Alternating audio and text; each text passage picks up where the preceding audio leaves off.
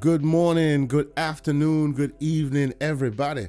However you happen to be watching and or listening to this, I want to welcome you to the latest episode of the Gaming Circle Podcast, the Indiana Jones and the Gaming Circle Podcast. I am your host, K Asante, TKO Asante, on all the places you want to find me. And of course, I'm joined by the one, the man, the myth, the legend, Jon Snow himself, Everborn Saga. What's going on this morning, sir? Like, seriously, bro. What is going on?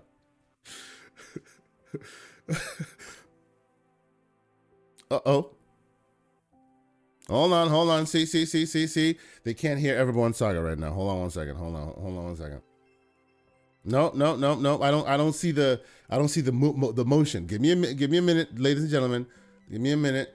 The Everborn Saga cannot be silenced, ladies and gentlemen. We will find a way. Speak.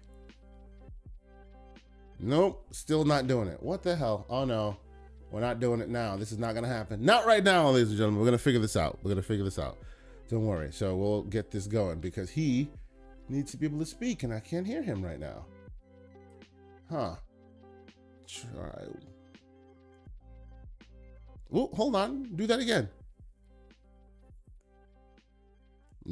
Nope, the people cannot hear you because it's not showing the audio of the top here. Oh, I figured it out. Hold on. One moment, please. Apologies, ladies and gentlemen. This is the kind of stuff that happens on a Saturday morning when people are in other DMs when we should be, prepping for the show. Have to have a therapy session, man. Yeah, sometimes you do. Say it one more time. I cannot be silenced. There he goes. He cannot be silenced, and he is now audible. Thank you very much. And the people hear me. The people should be able to hear you now. And your dog. All right. Good. Absolutely. So, welcome, Mr. Everborn Saga, the man, the myth, the legend, the one in them therapy sessions. How you doing this morning, sir? I'm good. Yeah. I'm trying to calm the unwashed masses. Oh, come on. They took showers this morning. What are you talking about? What are you doing?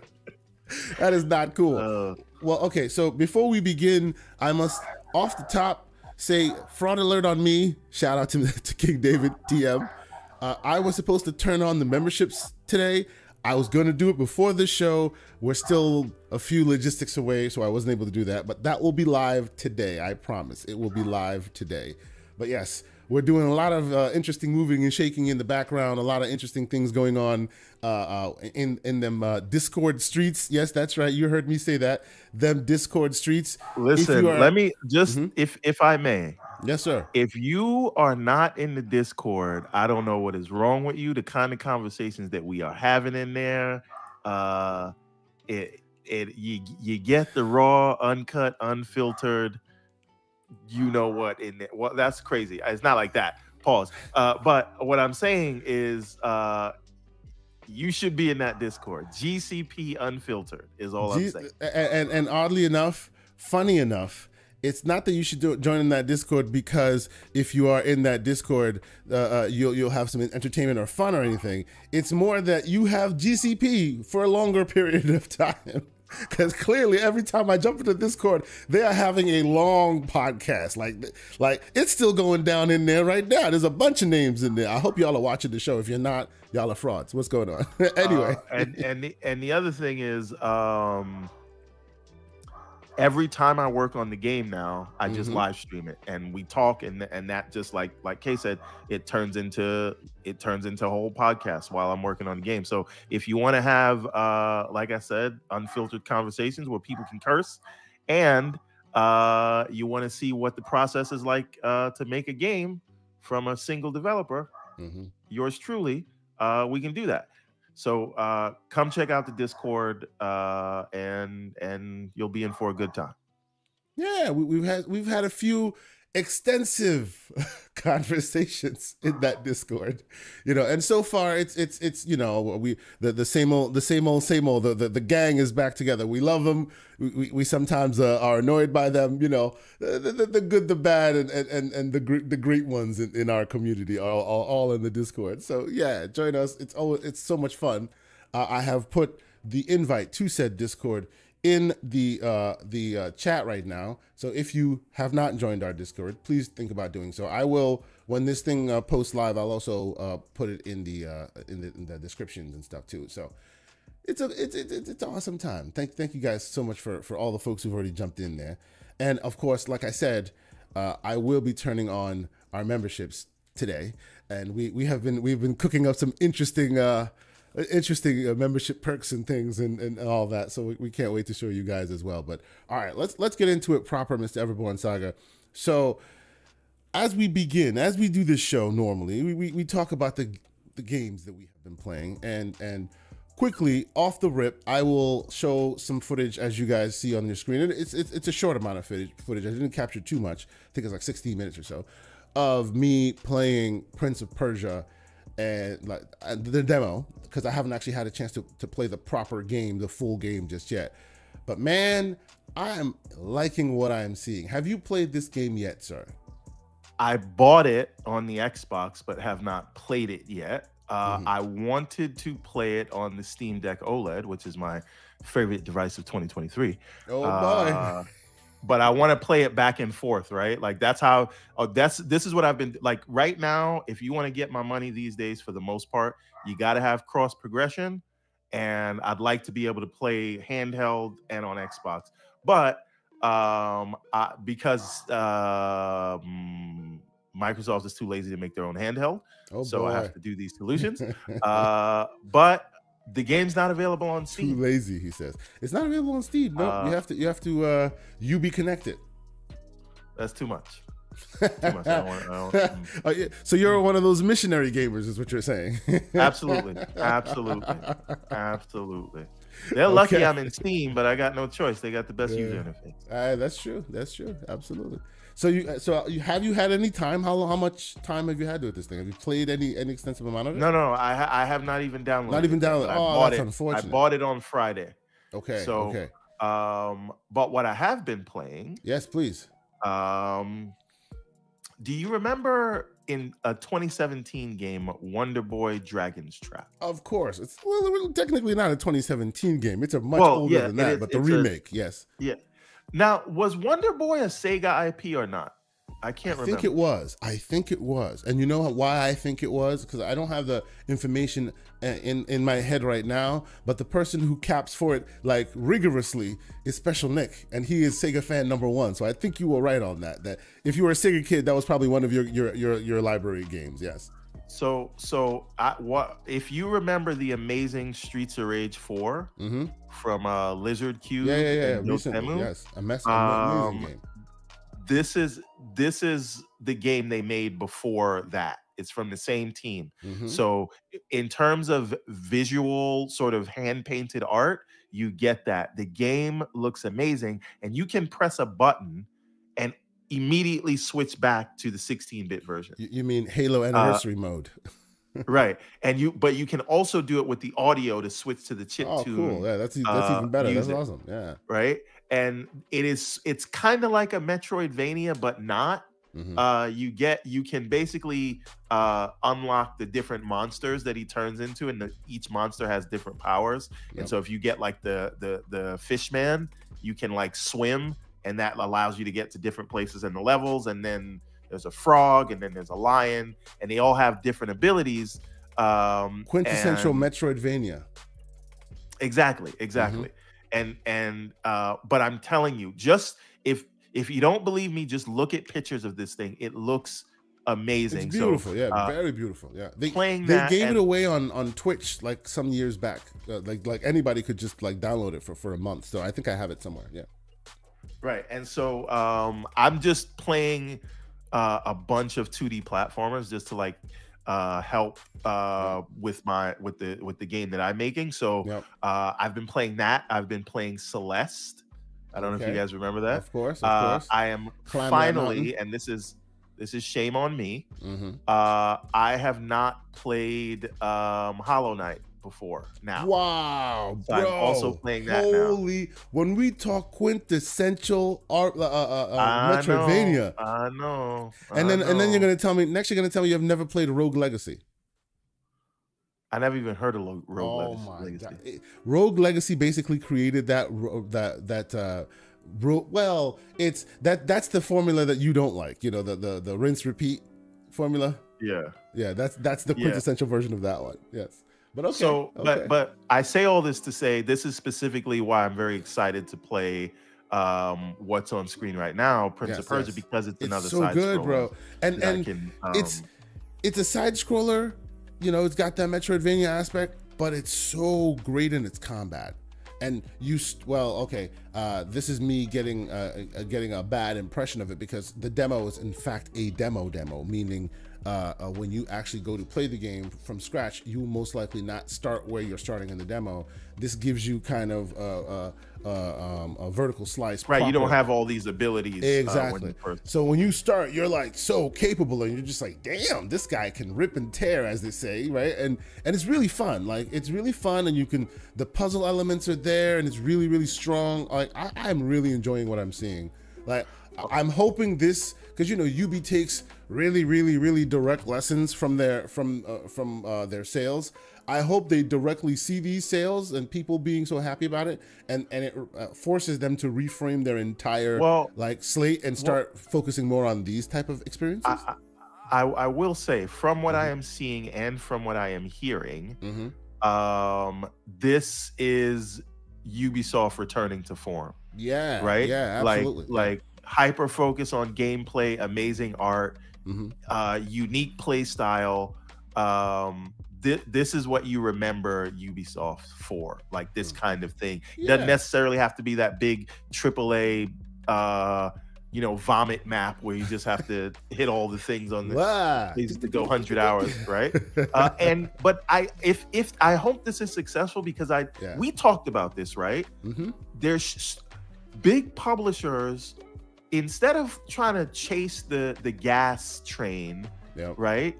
They should scale back budgets, have things like this that obviously have smaller budgets, but they can take more chances gameplay wise. And this doesn't need to sell 10 million copies to be a success, right? You only need to sell 10 million copies if you had that $200 million budget, right? Exactly. So if this I don't know what the budget is on this, but you know, whatever the budget was, I guarantee you they're able to take more chances and hyper focus on the audience that they want to talk to, instead of trying to make an everything for everyone game. And I think we will get better games for it, because at the end of the day, not everything needs to be this big AAA.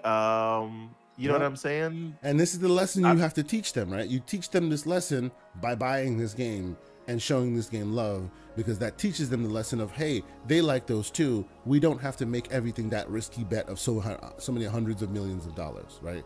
Right, because that's listen, what you gotta teach them. At the end of the day, this art form is about, you know, it can be interactive storytelling, but again, you do not need $200 million to tell an interactive story. But it ultimately, this art form is about the interactivity. It is about the gameplay, and the focus on that is what will keep people there. So I'm not saying don't make any more AAA games, but I'm saying if you make more stuff like this to pad out the bigger games, I think we'll all be the better for it. Their bank accounts will be better, and we will be better served as the player. Now I have to say something else that I've been playing that I am. Let me do Mr. Joanna Dark first, and we'll continue. Mr. Joanna Dark, great member of the community, $5 super chat. He says, "Hello, gentlemen. Happy Saturday. Join the GCP Discord, and don't forget, Switch server is where it's at. We believe in God, Gma." It's not a Switch server. It's an Abacus server. The Abacus chat. That's right. Don't get it twisted. It's the Abacus chat. Oh, and one last thing before I forget. Salute to the wise old gamer. I forgot to mention, he had me on his show yesterday. yesterday afternoon, 6 p.m. Eastern Standard Time after work. It took some time to get there because, you know, that's a little bit of a rough time for me. I was working, but I was able to make it there. The show is called Wasted with Wise, triple W's. And, you know, a lot of people jumped in, a bit of crosstalk here and there, but it's just a bunch of folks having fun, talking games. You know, they keep it blue. They had a great time. They had me on the show. It was hilarious and fun, as the Wise Old Gamer can be. If you know the Wise Old Gamer, check out his Twitch follow. He's a good follow. That man knows how to put together a good tweet. So salute to him. He's a fledgling podcaster. He's taking some inspiration and is doing his own thing as well. Like 23 episodes. So awesome. Had me on the show. We had a great time. So if you have a chance, check him out. I forgot to mention that. What else did you play, sir? So I've been trying to get into Baldur's Gate. Oh yeah. And I can't do it. Now I'm super early, right? But the it's not that it's turn-based, because I'm having a fun time with Sea of Stars. Yeah. But which I'm still very early on as well. But it's that it's the distance that you have to close the distance before you can attack. Right? It's really not. It's not clicking with me to I got to move characters forward, and then I wasted a turn just walking forward, and I can't attack because they're even the ranged attacks are not as far, and I still am not. I still don't fully understand the upgrade system. I feel like I'm just clicking through it, and then that scroll wheel to pick your ability is way too cumbersome. I feel like I should be playing it with a mouse and keyboard. So they need some UI help a little bit there, some tweaking. Yeah, but maybe they don't. Maybe the kind of game it is, maybe it's just better suited on a PC, and that's where I should play it. Maybe, yeah. But I don't want to play it on a PC.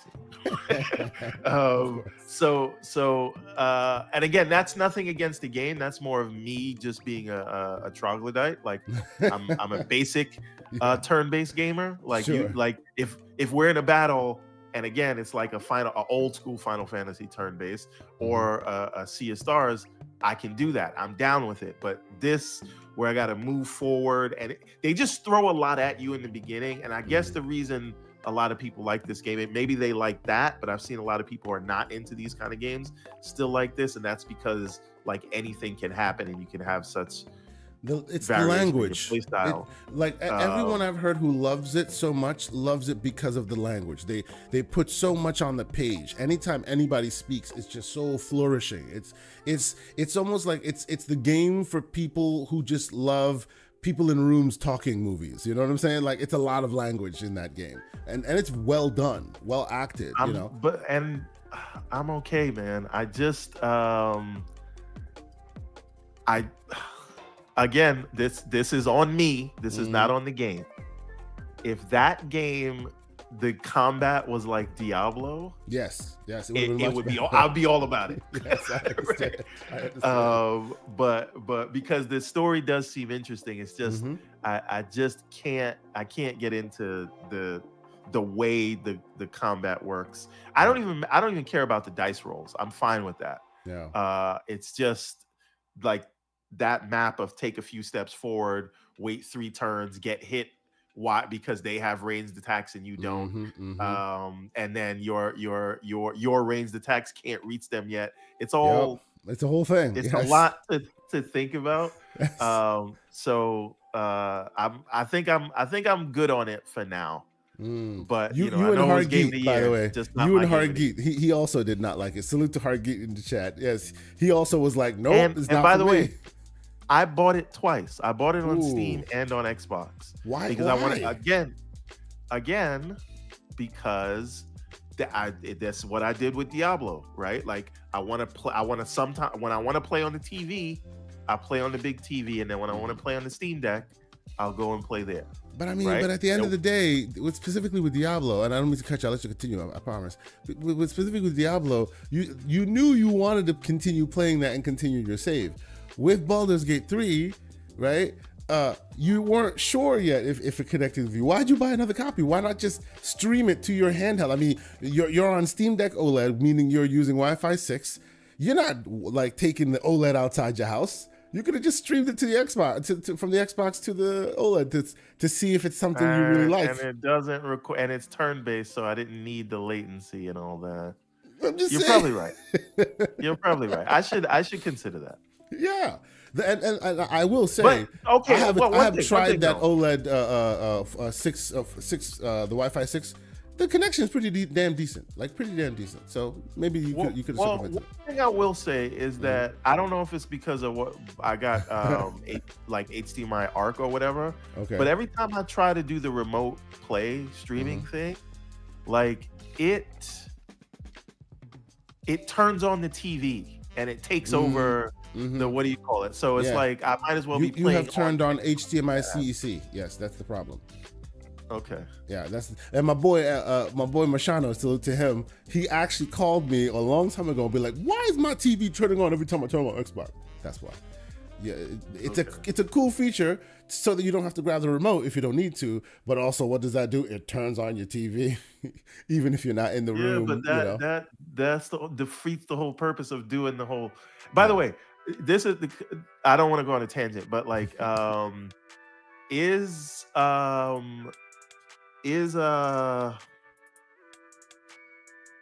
remote play, does that stream in 4K or is it still 1080p? So not talking about cloud. Yeah, it's still 1080p. None of them stream in 4K. None of them stream in 4K. Yeah.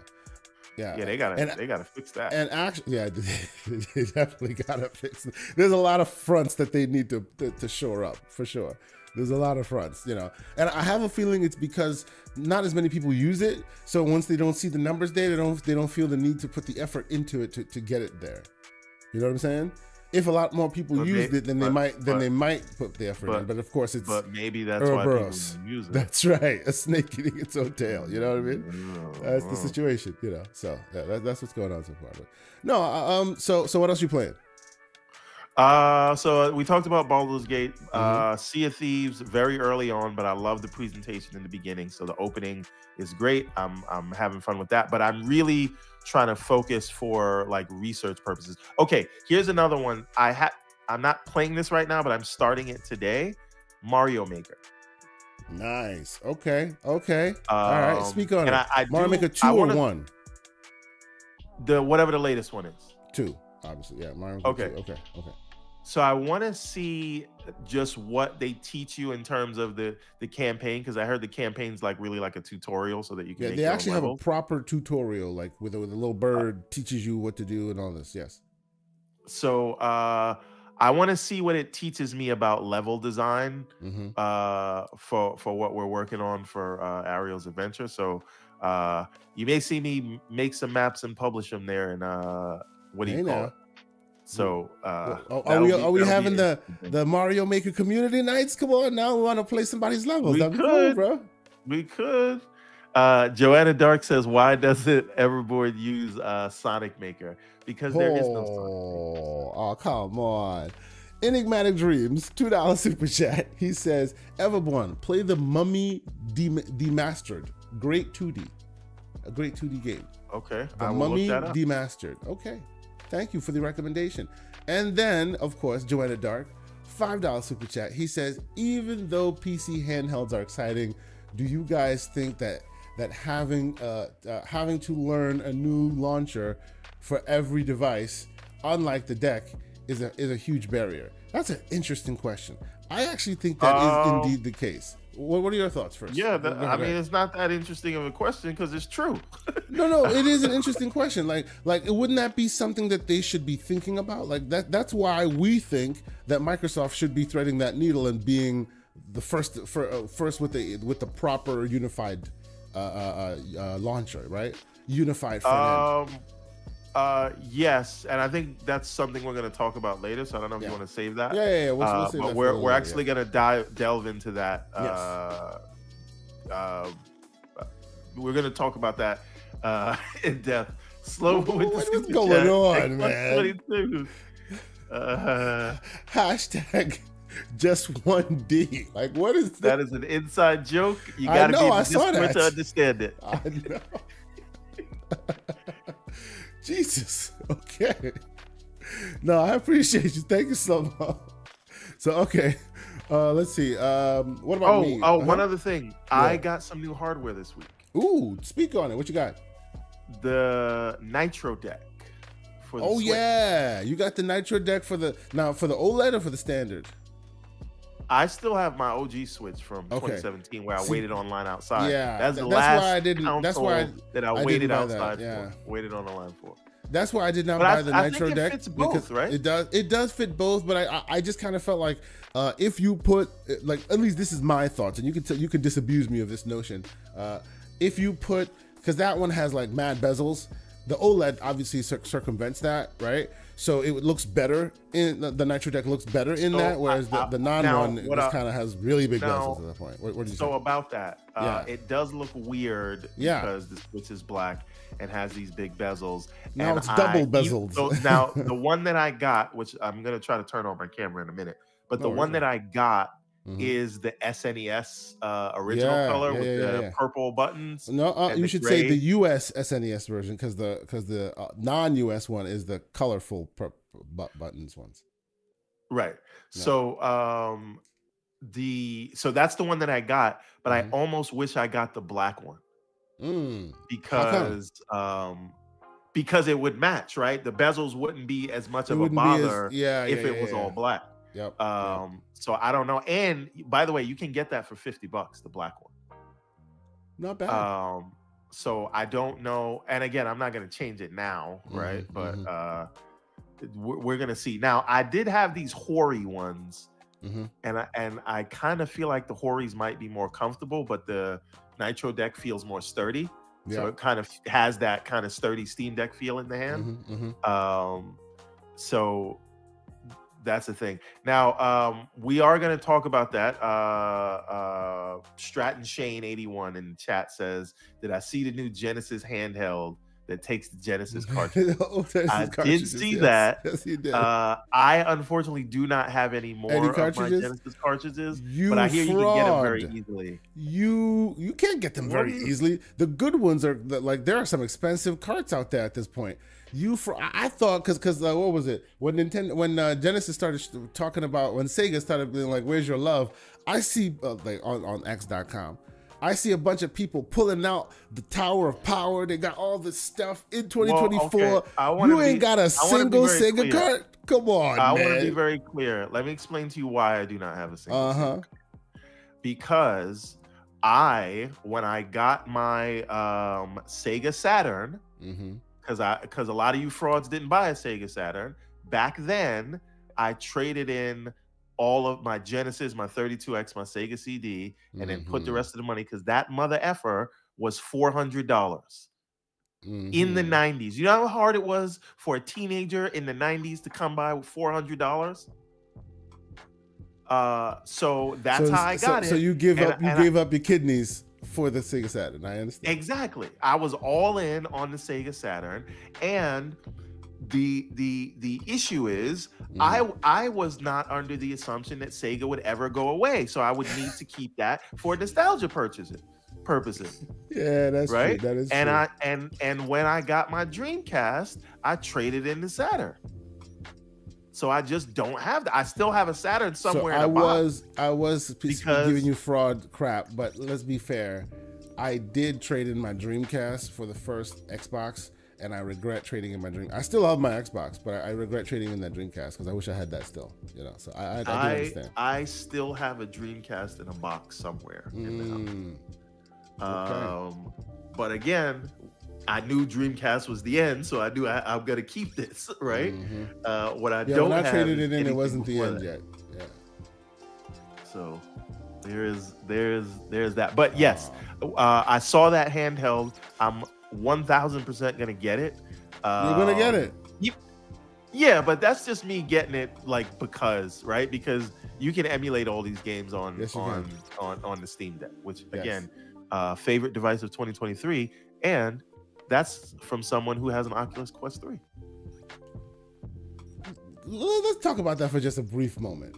How have you been using your Quest 3? If you have, what have you been doing? I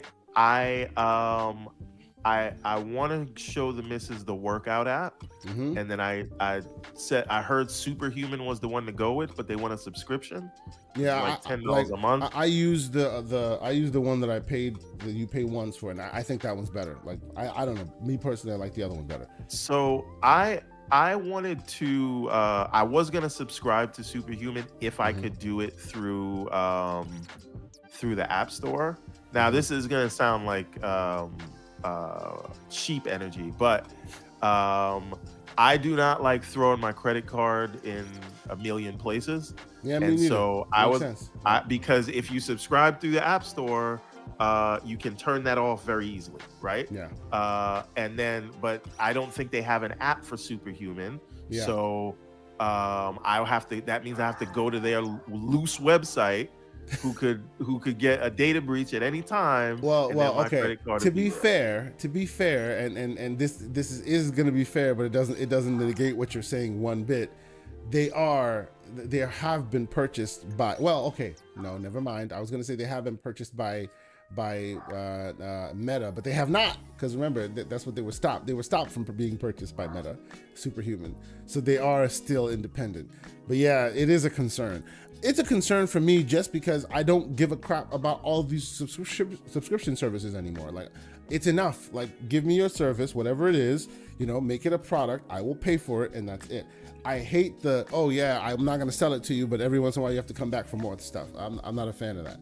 So yeah, I do understand, And PayPal doesn't work everywhere there, Lucius. Sometimes PayPal is not the way to go about it, but yes. So yes, so you've been using it for Superhuman. Have you tried Asgard's Wrath 2 yet? The packing game. I played the opening, but I don't have it. Like, I played it for like 20 minutes, so that's kind of not enough. Okay. We really should talk about that at some point, because people are saying that this is everybody's saying, like, presumably when people were dashing VR as niche, they said it's because it didn't have real AAA experiences, and this is finally a real AAA experience that most people, well, anybody who bought one of those will be able to play, because it's a pack-in game, basically. So I would like to have a conversation about what your thoughts are. Do you think this is enough to traverse that divide? We'll talk about that soon enough when you've had a chance to play it. And anything else you want to discuss before we move on to the news section? There was one other thing. I don't know if you had this, but you can, or you will be able to soon, pre-order the $3,500 version of the Quest 3. And Apple is finally delivering them on February 9th. Now, the $3,500 version of the Quest 3? You mean the Vision Pro? Vision Pro, yes. So,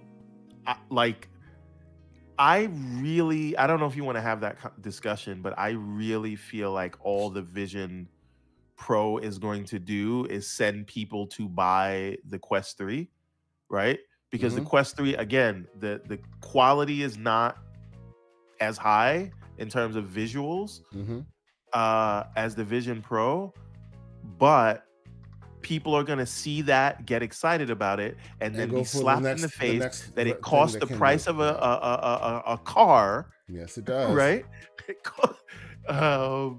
to go and buy it, and then they're gonna see right there in their local Best Buy or wherever, they're gonna see a $500 thing that's also doing AR and has a more fleshed out app ecosystem. So, question: have you gotten your eyes on, or have you seen, because CES came and went, have you seen the X-Real XR Ultra 2 Ultra? Like, basically the glasses that I have, like the company Nreal makes these, right? And recently they released the version 2, and they added HDR, and they added like a few VRR and a few other things to it. And based on the CES stuff that I saw online, they have now released an quote-unquote ultra version, and seemingly the only change to the ultra version is now it does exactly that Vision Pro stuff. You can connect it and basically use it as your workstation. You can, because it's easier. It's the best pass through ever because it's just a glass rather than putting cameras and flipping them on and turning them on for you to see. This is just actually glasses. And then the AR is actually the stuff that the digital content, not the real content. I need to try that. I've never been sold on it. Yeah. You should give it a shot. It is quite interesting. Like when I it's all transparent, so you never really get clear blacks. And it is like transparent. That, right? It's transparent. It is transparent, but they do bring these as well. So like when if it's time to watch a movie, I'm in a flight or something, I can put these on and they basically block out all the light, and now you have deep blacks. You have, you can watch it properly. But yes. Yeah, but then can you actually see the other stuff? Doesn't that take away the AR aspect of it if you have that? That's the thing. So what you learn when you're using it, at least in this thing that I've had for as long as I have it, is you're easily able to focus on different things at the same time. So when you're focused on the person, when I'm talking to my wife and I have these on, I can, like, it's almost like I can bokeh effect them away, right? And all I see is her. And if I'm focusing on the content, I see her in the background, but you can focus on the content, and the content is what's in front of you, right? It seems weird until you try it. It's quite interesting. It is quite good. You should give it a shot. If nothing else, I feel like if they market well, if they are able to show it off well enough, this might be another thing that may take away from that Vision Pro energy, because even the Quest 3 is a bit cumbersome to wear around all the time, right? It looks a little goofy. You're not walking down the street with it. But if they can message this one right, you could kind of walk down the street with this thing, because it doesn't really look too different from like Ray-Bans. And it does that AR thing too. You know what I'm saying? Yeah, I'll let you run up the hill and take the arrows on that one, and then you can tell me about it. Understood.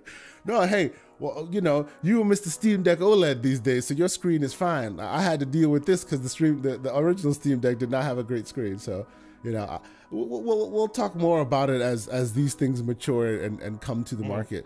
I still think you're gonna end up with a Steam Deck OLED. But we'll talk about that another time. I will get your knees when you do. But, well, hold on. What was the bet again? What was the bet? Give me the full give me the full aspects of the bet. That you were gonna buy a Steam Deck OLED, and you said no, you're not, because you got your Aya Neo whatever. I don't even have one of those. What are you talking about? You know what I'm talking about. You know what you got. You know what you running with. What I'm running with. Okay. Well, we'll talk. And you told me you had self-control, and I told you Kay Asante has no self-control when it comes to these handhelds. But it's fine. I will collect those knees. I don't have a Steam Deck OLED that I can play in my hands right now. I'll tell you. Whoa. Hold on a minute. Hold on. What do you mean that you can play in your hands? Please explain that. Moving forward. No. Wait a minute. No, we're not having this conversation right now. Why are we not having this conversation? Because it's going to divert. I need to understand. You said that you can play in your hand. Something fishy is afoot, sir. What do you mean something fishy is afoot? I don't have a Steam Deck OLED I can play. Do you have a Steam Deck OLED? I do not have one I can play, no. I said, do you have one? I didn't ask if you could play Not that I can play. Do you have one, sir? Not that I can play. I need my knees. Everborn has gotten his knees back from the Sonic bet. But I don't have one I can play. I can walk again. Now I can use my standing deck, my standing desk. This is it. It is official. I got my knees back. I can walk. That's it. I don't want to hear it. You want to hear the story? You want to hear the story? No, I don't want to hear the story. I want a yes or no. Do you have a Steam Deck OLED? I do not have a Steam Deck OLED I can play. Do you have one do you have a Steam Deck OLED, sir? Yes, these are yes or no questions. See, now you're going to do this to me on the damn thing. Yes, I have a Steam Deck OLED. I do. God damn it. God damn it. You see this? Technically, I don't have one because I haven't paid for one and it does not work right now. So there you go. But eventually, when I pay for it, maybe I will own it. But I haven't paid for it yet, so it's not mine. Okay, there you go. You guys are witness. How many people are watching live right now? 140 some odd people are watching. 147 people know Everborn just got his knees back. Let's go. Sir. All right, good. So must I be like this now? Listen. I'm standing up. All right. Good. See, you know what? Let's move on. I got what I need. He's got all he needs with this conversation. Fantastic. Y'all suck, man. What you doing to me? Mr. John Wolf with a $2 super chat. He says, our knees are back, Kevin Barnes. That's right. Our. Case said. Like who are you talking about? Who is we? I'm sorry, my brother. You got to get your own. Damn. Okay. Let us move on and get back on the rails because, damn it, this show is not going to last 5 hours, okay? We need an emoji for that. On the rail. Off the rails. Yes, off the rails. Oh, and the knees. Yes, I understand. One quick thing I also want to mention, and I think I mentioned this before, but like clearly this is me for 2024. When I podcast, I will be standing. So that means our shows will be a bit more concise because I ain't standing for 4 hours. I'm just not doing that. What do you call it? The wise old gamer had me up for 3 hours. I was like, oh damn, this is too much. Hey yo. Yes, sir. He had me standing. Whoa. Hey, calm down now.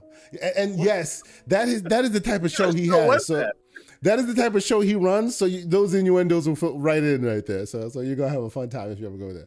But okay. Let us move forward. Let me switch this up. Switch this around. We've been having fun, but unfortunately, the first round of stories that I have are kind of a downer. But we have to talk about it. The first round being that there's just a bunch of more layoffs coming. Like just a bunch more layoffs coming. This one being first, Amazon laying off a bunch of Twitch employees, right? And Amazon Prime and a few other things. But yeah, that's still happening. The restructuring in the world is still going on.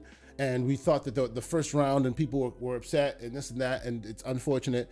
But it's not just them, because so is Discord. And it's not just them, so is Unity. What is going on, Mr. Everborn Saga? Are we getting to a place where this is just a mainstay, where people are just going to lose their jobs forever? What are your thoughts, sir? Again, well, Unity has its own set of problems. Yes, they do. And this has been coming on for a while. Unity grew too fast. I don't know if you know this. Unity acquired Weta. Those are the people that did the Gollum. Yeah. They wanted to grow into other avenues, and this is why they had that egregious licensing policy. Okay. And again, if you're new to game development, if you're making an indie game, if you're making a mobile game, if you just are an object-oriented kind of C# Java developer, Unity is the best and easiest path to go. But because of all the investments that they made, they needed to make money, and they're not making it from the licensing that they had. And so, and the licensing model that they wanted to use would have killed the company, and so they can't do that. Now they have all this debt, they have all these assets, they have all these businesses, and it's not bringing in the money it needs. And so this is the other way to cut costs. Yeah, and it sucks, man. It really and sucks. They should not have jumped into all of those other things, or they need to find a better way. Listen, I don't want to be like Microsoft should own anything, but as an MSDN subscriber, and as a Unity mainstay, I kind of think Unity would be a great fit at Microsoft. They're a software services company they provide tools for developers. Between this and all the other things they have, like, it would be a good fit there. Yep. And I'm like, I fear for the future of Unity. And I'm not, again, I am saying this as someone who has many years of experience in using Unity. I say this as someone who is currently working on 2 games in Unity. I cannot afford for it to go away. And I don't really see a better fit for it than at Microsoft. If you know this about Unity, they already, like, Microsoft's language that they created, their developer language, C#. That's what Unity uses by default. Now, you can use JavaScript, you can use other things, but default editor, right? Default language that it uses, C#. Default IDE is Visual Studio, but you can use Visual Studio Code. Again, all these things are owned by Microsoft. The partnership would fit. It would work. I really think, and I don't know if that would be allowed by regulators, but I actually think it would be a good thing for developers and gamers alike. No, I don't disagree with you. I don't disagree with you. It's an interesting place we find ourselves. It seems like they've made other decisions, and now because of that, they may not be in a position to help in some of these places. Like, am I wrong in that? No. They may have to let some of the chips fall, right? Yeah, and it is such an amazing tool. Like, we can say whatever we want about the leadership, and they let go of the guy who haphazardly tried to make those stupid changes. So there's different leadership there now. But, like, I'm telling you, this is a tool that is a net positive for the industry, right? Because a lot of developers have, you know, millions of dollars tied up into tools that they've created. Do you know that your mic just flickered like really loud, then went away? How about now? Perfect. You're back to normal. Okay. No, I'm standing up actually, and the mic is I'm like talking at it. So we're doing standing desk day today. This is great. You kind of shamed me into it, but it is what it is. Let's go. That's good. So yeah, I just think that Unity, it would be a dark day if Unity were to go away, because again, this is a tool that I use. The Ori developers use that tool. There's a lot of people that have a lot of investment, many years of investment in Unity. And in terms of just documentation, if you just have a problem and you're trying to figure it out, someone has had that problem in Unity, and you can easily find solutions to whatever you're doing. So I am hyper invested in that story, and I really hope they find a better way. I'm sorry. I think Microsoft should buy everything. Anyway, now, and this is the part where you'd put the tinfoil koofies on if we had the emojis available. Forgive me, it's still coming. I promise. Right. It's coming. Listen, let me say something that's going to shock all of you. Yeah. I would prefer, if there was a choice, this is like, I'm making this choice up in my head. If they had an opportunity and they said you could only buy Sega or you could buy Unity, I would want them to buy Unity. Wow. That's how serious I am. Fraudulent saga. What are we doing right now? This is wow. This is looking out for Saga, right? Wow. Looking out for number one. I see. Okay. No. Let the rat go in the bushes is what you're saying. Okay. I'm telling you, it would be a bad thing for indie game development for Unity to go. Oh, indie game development? It would upend mobile game development. Imagine you wake up one morning and Unity's poof, gone. Like, that mobile industry is dust. 80%, if not more, of games use Unity for mobile development. There are others, but man, that would be a huge day. Maybe this happens and Unity just goes open source if it goes away, right? Like that would be fine. Yeah. Community would take care of it. Yeah. But like to take it away, to remove it from like usability, like no one can use it, or make it debilitatingly expensive to the point where people have to switch, that would be a fire sale in like all app stores because they all use the same thing. Yeah, and again, the tools are so helpful in terms of Mm, multi-platform porting. Like you don't even think about it. You click a button and say, "I want to build a binary for this ecosystem, that ecosystem." yeah. Uh, you can do your builds in the cloud. They have like analytics, all those things that are right there for you that you would need entire teams to figure out. It's there for you to do, and so the developers like me, like single developer projects. Yep. Uh, like I don't know what I would Y'all are do scared right if now. Unity went away.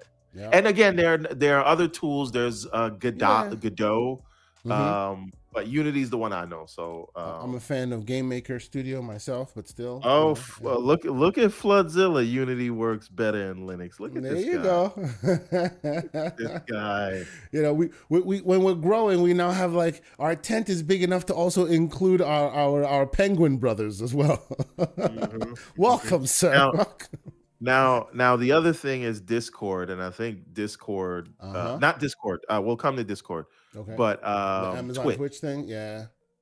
To me, it's probably another sort of revenue issue versus like employee payroll kind of Hmm. thing. And it makes you wonder, maybe that's why they allowed the titty streaming. Yeah. That's why Right? all of a sudden it's like, you know what? Money's tight. We- What are You scruples? Give me you don't cash. see OnlyFans laying off people. That's right. When money's tight, scruples go out the door. We need the money. Let's go. Let's go. I hear you. So, you know. That might be what's going down. Yeah. But the Discord one surprises me a little bit because You I got to feel tell me like about this one. I don't really follow a lot of Discords. so I know I'm yeah. just telling everybody join our Discord. I don't know anything about Discord. So you talk through this. Like it's been there's always so much consternation when it comes to Discord because they try to and cultivate this YouTube community energy, although you're a corporation like with thousands of people, right? So like I don't know the full aspects of it. The last time I delved into it, there was a lot of like misogyny and you know people doing some stupid stuff, and obviously in the world we live today, that just does not get allowed. And when you do that, bang, they start headhunting and stuff. But yeah, it seems this one is your standard workforce driven. They've spent too much time acquiring, and as such, now they have to kind of cut bait a little bit, right? But it's just a sea, one in a sea of people losing their jobs, specifically in this gaming industry where every year seeming to be better than the year before it. It's like, is this a race to the bottom as far as getting quality people to do this job? Because it looks like it might not be around. Like those quality people might not be around much longer if this specific thing continues. What do you think of that? I mean, listen, like we still have to account for the fact that Discord was positioning itself to go public.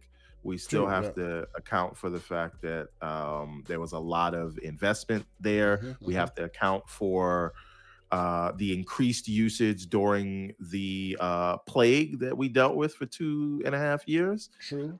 So everybody was home, they weren't working, they were on Discord, right? Yep.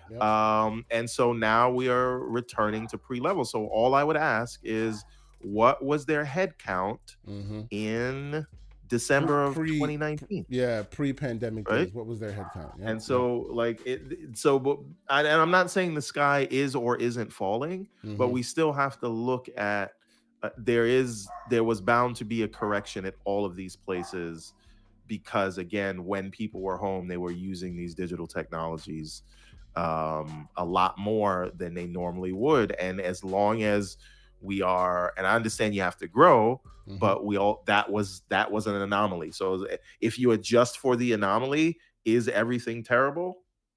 Maybe it is, but yeah, maybe not. but we don't know. We have to at least like filter the anomaly out first before we can see that properly. That's an interesting take. Sir X-Men, thank you so much for being here. Hashtag Graybeard himself, $2 super chat saying, why no one want Crytek? It's perfect for Xbox. I asked that question Wait a all the minute. time myself. Wait a minute. Now, you kind of have to, like, maybe there's a reason nobody wants them. Like, you ever I haven't been on the dating scene in a long time, but you ever on the dating scene and see like this perfect person and they don't have no kids and they never been married, and then you wonder, why do you have no kids and you've never been married? I see what's going on, man. I see what's going on. So just maybe there's a reason. Maybe the tape will tell the tale, right? Like maybe keep an eye on Iowa. Maybe Crytek doesn't need a man. I see what you're doing. Okay then.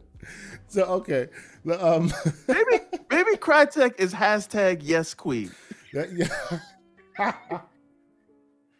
Okay. Do it all Crytek self. No, okay. They've been doing it themselves for a while now, but they're still around. They're doing it. They do. So okay. You're young and hot. You wanted to be single, and now let me thread this a little. Let me thread this a little bit. We want to know where all the good ones went. Okay, that's it. I'm just... Man, we need some artists in this community. I want somebody to draw that and have that Crytek on the head and the body, like yes. What the hell? Anyway, could it be some of the layoffs and all the stuff we're seeing now? Could it be because of this? And this is the next story I wanted to talk to you about, which is why video game voice actors don't love the new SAG-AFTRA deal. Have you seen this thing? I have not. Walk me through it. So basically, the long and short of it is that, and I would ask that people go and read the story. But basically, the long and short of it is, obviously, folks saw that the Screen Actors Guild and all the various guilds were in a fight for contract renegotiations, and they basically came to a certain agreement. But the crazy groundbreaking deal is they're using a new AI company to basically come up with terms. I think it's called a company called Replica Studios, to come up with terms to then allow them to use AI to continue using your voice. Can I just say that name is wild? Right? Replica Studios. You see what I'm saying? This is what I mean when I say that marketing is the problem, right? First, you call it AI. Everyone has this bad connotations. Now, they should have just called it T1000 Studios. Just to drive the point home, you call it Replica Studios. If any gray beard remembers the word replica, what does it remind you of? Blade Runner. You know, those robots that Harrison Ford was running around blowing their heads off? Yeah, those are replicas. And you want to call yourself Replica Studios? Like, what are you doing? All of this is having such bad connotations. Well, before you get actually, there were replicants. Not sure, replicants. they're replicants, but still, it has the same connotation. You know where you're hearing. You know what you're hearing when you're hearing this. It just does not seem good. I don't know. And of course, people are really upset. There's, let's see.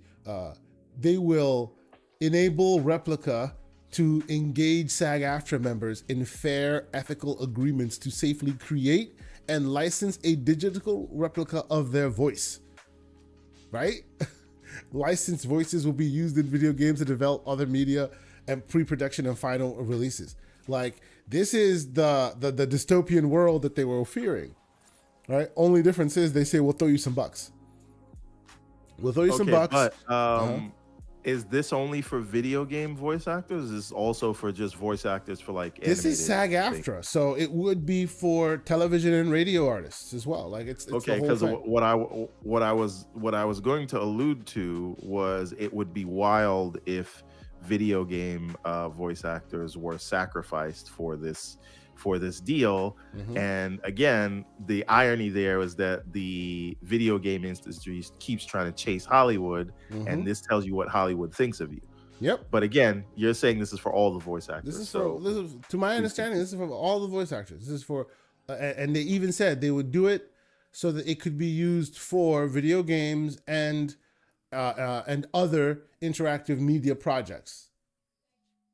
Right, so that is video games. It's not like Pixar movies. Yeah, I was thinking about that. Yeah, it wouldn't be like regular films. No, it would be specifically video games. So this is what I mean. In order to get this deal, they sacrificed the video game video voice game actor. industry. Yeah, maybe. Right. Yeah, And yeah. again, the video game industry keeps trying to be like Hollywood, why won't you love me? And Hollywood keeps looking at you like you're a joke. Yep. So right? so look at what happens here. So SAG-AFTRA afterwards announces this landmark deal, right? Saying them and Replica Studios are introducing this groundbreaking AI voice agreement at CES, and then a prominent voice actor, Steve Blum, is like, excuse me, with all due respect, you state that an article that's approved by affected members of the union of voice acting performance community. No one in our community knew of this. Games are the bulk of my livelihood and have been for years. Who are you referring to? So they made this deal without even talking to them. So yes, maybe this is leading. This is it's a scary place to be, man. Perhaps we should, or well, not we. Perhaps the video game industry should stop looking up to Hollywood like that. Yeah, I agree. I 100% agree. They have their own niche. They have their own lane. It is their lane. They should not be lumping themselves in with Hollywood, because it looks like they're being used as sacrificial lambs here. You know, scary place. It's totally a scary place. I have a few weird ones like this, right? I'll leave that other weird one for later. But yeah, this one kind of came out of nowhere, and I was just like, because of possibly other news that have been galvanizing the community, maybe that might have been missed. But yeah, let's talk about something else here. Have you seen that Starfield, Hi-Fi Rush, and a few others are getting nominated at the DICE Awards? We keep talking about how that's right. The Keeleys might not be good. 27th annual DICE. They're gonna get some some conversations. When is the show? February 15th. So you and I may have to watch that a week or two later. Oh yeah, they don't know. We should let them know that we're not gonna have a show that weekend. Yes, going on vacation for a thing. Yeah, we're going to do thing at a place. We'll talk more about that at some point, I'm sure. But yes, that's what it's going to be airing. But I think it's cool. I like that they announced that that these guys are getting some awards. Hey, not all of them think that it is what it is. I know that this Slow-Mo says the headline is a little off because Starfield was only nominated for one award. What award were they nominated for Starfield? Let's see. Where am I? I'm sure I can peruse it in this right now real quick. No, I don't see it. Slow-Mo, if you see it, please let me know and send it to me. Now, I think Hi-Fi best RPG. Best RPG. Okay. Hi-Fi got multiple nominations. Yes, I think that's the reason why this is like that, right? So they mentioned Starfield and Hi-Fi, and that's why they said multiple. Yeah, that's why they said multiple. Okay, and they're also saying that Activision Blizzard's also winning. But Baldur's Gate is gonna win for best RPG. Like that's you think so? To happen at the DICE Awards. Yes, it is. Yes, it is. And he seems to be saying that like kind of facetiously a little bit here. What are we talking about? I mean, again, I was much more of a fan of Starfield than I was of Baldur's Gate, but that is me. I'm not speaking for the rest of humankind. So just thought I'd drop that real quick. And another one I will drop real quick, and we can maybe have her on the real minute. They have found their Abby. What do you think, sir? Looks to me like they found their Ellie, but oh, that is cold-blooded. Yeah, no, I'm sure. I'm gonna have to step away because I hear my son screaming. I'll be right back. These are the trials and tribulations of a man whose children are in the other room. I'll be right back. Keep talking. Yeah, but the people behind the show know what they're doing. I mean, the amount of Emmys they won will tell you that. So I suspect that however you feel about the casting now, by the time you watch it, by the time it's all put together, you will be okay with it. And yeah, I saw who they cast for Dina. I don't know how Ellie's gonna pull that. But we'll see how that goes. See, my question is she now at the gym today, right now, or are they body doubling her? Could be. No, I don't think they're gonna body double her. I think listen, actors work out when they get a role. Like I think it's fine. It will work. I think I've seen her in other stuff, and she was pretty good. Yeah. And I wouldn't be worried about that. Like, if you look at how closely everything looked and felt to the game, Oh yeah, like, yeah, they got know what skills. they're doing. Yeah. I will. Slow-mo being Whoa. slanderous, man. Whoa. Damn. But yeah, I'm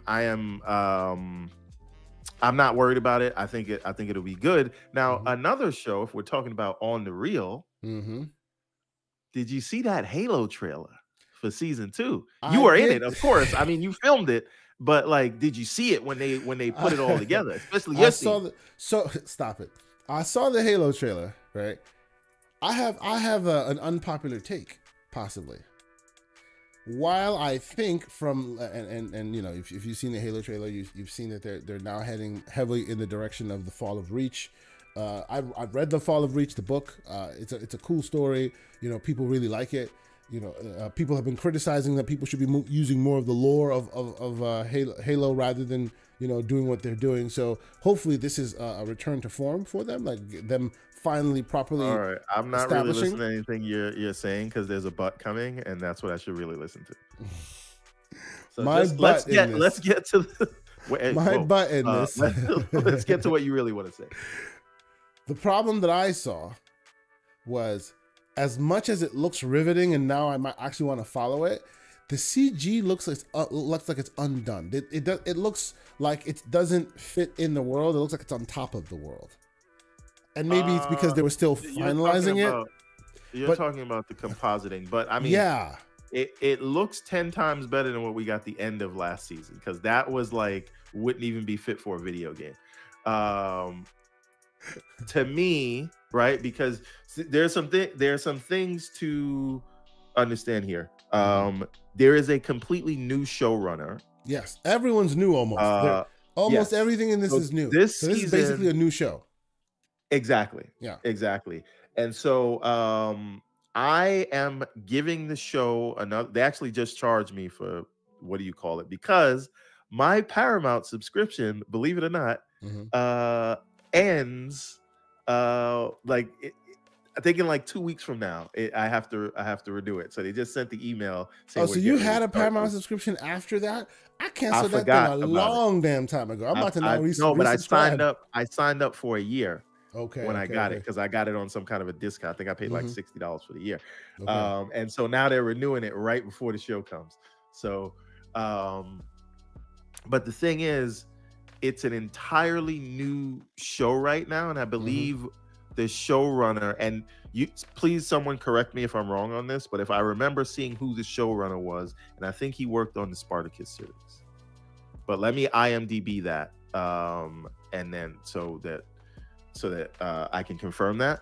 But like, new show, there are more people from 343 that are actually on set watching this thing. So everything I saw in the trailer from the shots that they used seems like it's going to have a more gritty tone. We will see how it actually turns out, but even the performances seemed more stern. It seemed less like, because I wouldn't even say the first one was CBS. It was just, everybody felt so clean. This didn't feel that way. So I am cautiously optimistic about this, and I will be seated based on that trip. Because like, imagine if we didn't get that dog poop first season, and this is the first trailer you saw for the Halo series, would you not be like through the moon hype? Everybody that saw it. Yeah, I would be. I know it's hard to divorce yourself from that first season. Yeah, but as you know, like, I would be, but as you're saying, it's hard. It's hard to like not see that first season. It's very hard not to see that first season. Now, I will be clear, right? Because I could feel Slow-Mo's bad guy energy in the chat. He wants to say, I told you so, right? He wants to say he wishes people would have agreed that the show was terrible. And we did have all those conversations about how bad the show was. I will still stand on my square. I do not care about Chief taking off his helmet. Okay. I don't care. But you do. But you do care. I do care about him taking off his pants. You do care about the assless chaps. I care about him taking off his pants and sleeping with the enemy. That and literally sleeping with the enemy. And they're basically telling you that the fall of Reach is Master Chief's fault. Yes. Right? Yes. Basically, they are. He slept with the enemy, and because of that, that's what happened. They were able to infiltrate.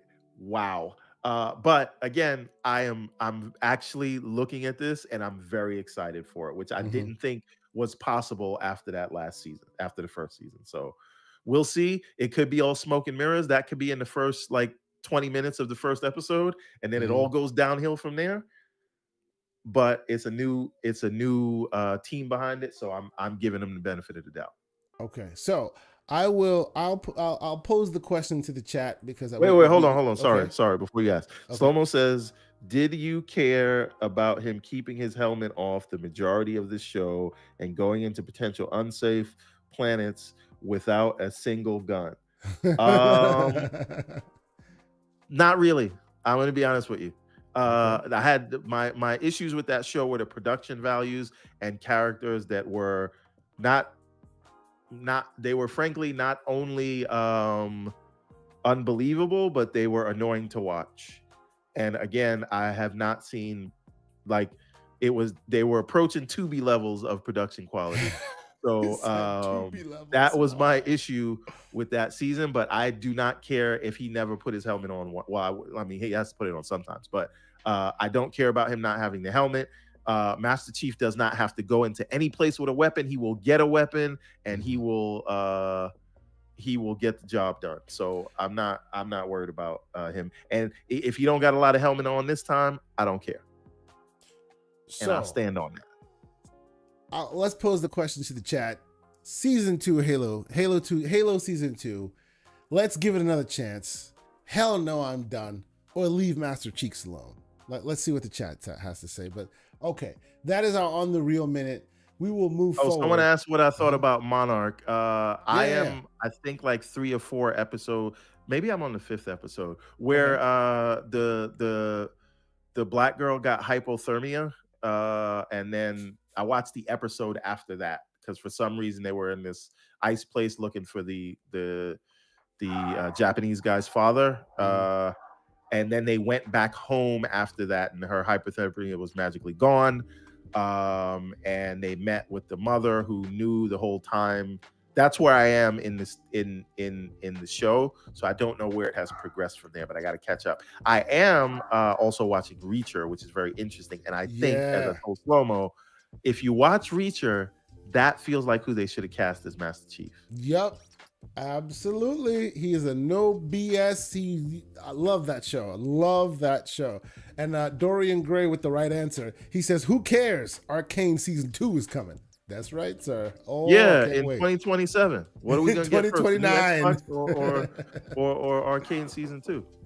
And of course, Hargeet in here saying, "Wait. What is this TV thing you speak of?" Because that man doesn't watch any TV. He just plays video games. So there you go. Let me ask you a question. And this is a serious question. What will we get first? Arcane's next game or Arcane Season 2? Dorian seems to say that it's in November. Do we have additional? Maybe we should look into this because I haven't checked any updates. I'm here for it. Because I would be there day one. Oh man, Arcane was awesome. It didn't get me to play any of the games, but I was close. I was very close. Because Arcane is so good. I have to rewatch Season 1 to get ready. They announced it, says Dorian. Fantastic. Then there you go. Arcane Season 2 comes first. Look at that. That's excellent. Awesome. That is exciting news. I have been waiting for that show to come back. It is super great. If people haven't checked it out, please check it out. Arcane as just a show, it's amazing, and it sets a benchmark for what video game adaptations could be. It's so good. Anyway, so are we done with our On the Real Minute, sir, or do you have any more news stories in the TV show or movie realm? But this is a good segue. I watched the new Indiana Jones movie last night. Oh yes. Tell us, sir. What did you think of the Indiana Jones movie? Scared to watch it, but now that they're gonna show the game, I wanted to re-up myself on Indy. And then I watched it with my son, and he's like, "Oh, this is cool," and I was like, "No, it's not." It was actually pretty good. But then we started to watch the original Raiders of the Lost Ark, 1981. Yep.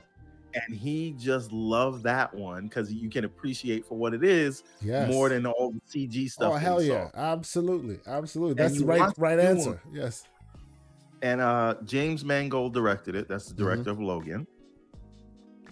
And the movie flows really well. I was never bored once. It just feels, it didn't, like, I don't know how to explain it, but you ever just you watch a movie and you see all of these special effects and you see all of these things and it just kind of feels like visual noise. Yeah. That is a lot of what I got from the movie. It didn't need to have that big budget. See, all right, I have a baby knocking on the door. You go ahead. Okay. One of the kids wants to come in the room. No worries. So go ahead. Take them forward, but I'll be back. Not a problem. Yeah. No, I thought that funny enough, it's really weird. The visual noise aspect of it seems to be really like apt here. And the very last one they did was Shia LaBeouf and grabbing onto vines in the woods and all this. That was also very CG heavy and also harkened back to exactly what you're saying here, which is the visual noise. A lot of CG, a lot of things going on, but it seems like nothing really of substance is on screen, you know. So I definitely understand. Yeah, and so you watch stuff like that and it just feels like a waste. Especially like they could have done that movie for half the budget with practical effects. And I think it would have been more enjoyable. But still, I don't want to take away from it because it's way better than Kingdom of the Crystal Skull or whatever that was called with Shia LaBeouf. Where they jumped into a refrigerator to save themselves from a nuclear bomb. But and the concussion didn't kill them. Right. But again, if you have Disney Plus, check it out. It is a fun movie. It's just like it takes away if you know from what it could have been, which is just something with practical effects that I think a lot of people would love. But now all that stuff does make me think, I hope that the Indiana Jones game has set pieces like we're in that movie. But I wish the movie was more practical. Yeah. It seems like the priorities are shifted. It seems like those who are making the movies are looking for video game set pieces when they shouldn't be, and vice versa, right? And, well, we can't say vice versa because we haven't seen what the game will look like yet. But what will the stuff that are unacceptable for Kingdom of the Crystal Skull would be okay in the video game because you have agency and you're actually doing it. You know, so hopefully they do take those lessons and they move that forward. Okay, before we talk about the Xbox potential, the direct and what will be there, I do want to talk about two areas where both PlayStation and Xbox are succeeding seemingly. I want to these are just check-ins with the platforms, as it were. One is PlayStation now has 123 million users in its console in December. Does that do anything for anybody? Like, they wanted to be the best place to play on the handheld side, on the console side, and it looks like they've achieved it, right? We don't have any recent numbers for Xbox, but what do you think? Yeah. Well, they are counting PC users, and they are counting PC as well. Users. Absolutely. They're just talking about their monthly active users, so that means Destiny. True. That means that means Destiny. That absolutely. Means MLB, which is on Game which Pass. Also has Xbox users among them. Yep, that's true. Right. And the question we're gonna have to see is what happens to those numbers in January, post-holiday season, post people finishing Spider-Man. That is interesting, man. If you say it that way, you are absolutely right, right? If they say PlayStation now marks... I want to be clear. Microsoft does the same nonsense with their which this is where I'm going. Then what's going to happen is when you hear Microsoft's numbers, it'll include WoW. Because it should at this point then, right? It hasn't included WoW up until now. But I was like, because the last time I saw like PlayStation's like monthly active, it was like 45 million, something like that, right? But now it's like 123 million. I'm like, wow. And then thinking about it, if it's including everyone that's touching their games on various platforms, absolutely right, you are. That means Microsoft's numbers will also include Blizzard, right? Which is kind of crazy, right? It's a little nuts. It's a little nuts. I don't know. Yeah, it will be like 500 million if you're counting COD. If you're counting COD and WoW and all of that extra stuff, right? Yeah, stuff, yeah, absolutely. So that's their bit of news that you know their consoles are selling and that it's awesome and that people are making money, which is cool. You know, I think that's cool. And then on the Microsoft side, for a brief moment in time, they flip-flopped the other guy and they were the most profitable company of all time for like 2 hours. And then all of a sudden the algorithms and the AI looked around and went, nah, let's go back. And they put half the eaten apple back at the top. Fun fact. At close of market on yesterday, Microsoft is back on top. Oh, they were back on top. Excellent. Look at that. Yep. There you go. Excellent. So there you go. This is what I'm talking about when I say, when you hear crazy outlandish things on them streets, and I'll just leave it at that, you know, I say I hear you, but they're very good at making money, and not just making short-term money, but making long-term money, like generation defining money. So, you know, you may want to be careful in assuming that they're making, you know, craven, dumb, short-term gain moves, because they don't think that way. They think farther ahead, and you know, these moves, this is the result of said moves, you know, overshadowing Apple as the most profitable company in the world right now. So I think it's all mainly driven by AI, but yeah, it's a good look. Correct. Yeah. So before we hit our last story, well, it's not our last story. We have three more, but I have a few interesting. Here's the other interesting nugget, and I don't know if people have seen this one. I loved this one. Have you seen that Activision Blizzard is being sued by a white guy for being fired because Bobby K said they have too many old white guys? Have you seen this? I don't know if you saw this. This is wild news, Everborn Saga. Has this reached your timeline yet? It has. Seems very Elon Musk approved. Crazy, right? I don't want to start talking about DIE or DEI because that's a whole can of worms. And all I will say is no one asked questions about qualifications of someone being hired or fired when they are not an old white guy, right? Yeah. See, the reason why I think it's wild is because Bobby K, with his mouth himself, okay, but like, said that. Look at the recent structural change. If we want to talk about like a white thing, a white or a black thing, look at the structural changes at Microsoft right now for the gaming division, where they put out their org chart. The only black face there is Sarah Bond. True. It is all white people. Forget about people of color. It's all white people. The other person of color, Lulu, is gone. Well, so, hold on. There are others, to be fair, and I'll pull that up. There are others who may not necessarily look the part, but there are others. But continue. I'll pull up the org chart. Activision Blizzard King side of that org chart is not a white person. Let me see. So this is not a thing, is what I'm saying. No, I get it. I just think the reason why I thought this whole thing is wild is literally the fact that, of all people, Bobby Kotick said this, and it's being used in a court of law in court to basically make a stink. So one of his own people that he used to be in the trenches with is suing him and using that as a basis to do it. So let's see. No, I hear you. I do see you. You're right on that, right? Like, if you look in this list, who does not have that face? I don't know where Tim Stewart's from, but it seems like they're all that same face. Yes. It is what it is. Yeah. But if it doesn't matter, then this lawsuit doesn't matter. Yeah. Right? Yeah. So, absolutely. I just think it's wild that someone said that and put that in print, and they're actually going to sue them over it. Like, what the hell? This wild to me that is the world we live in now, where one white dude millionaire is being sued by another white dude millionaire for getting fired because there's too many white dudes in the room. It's crazy to me.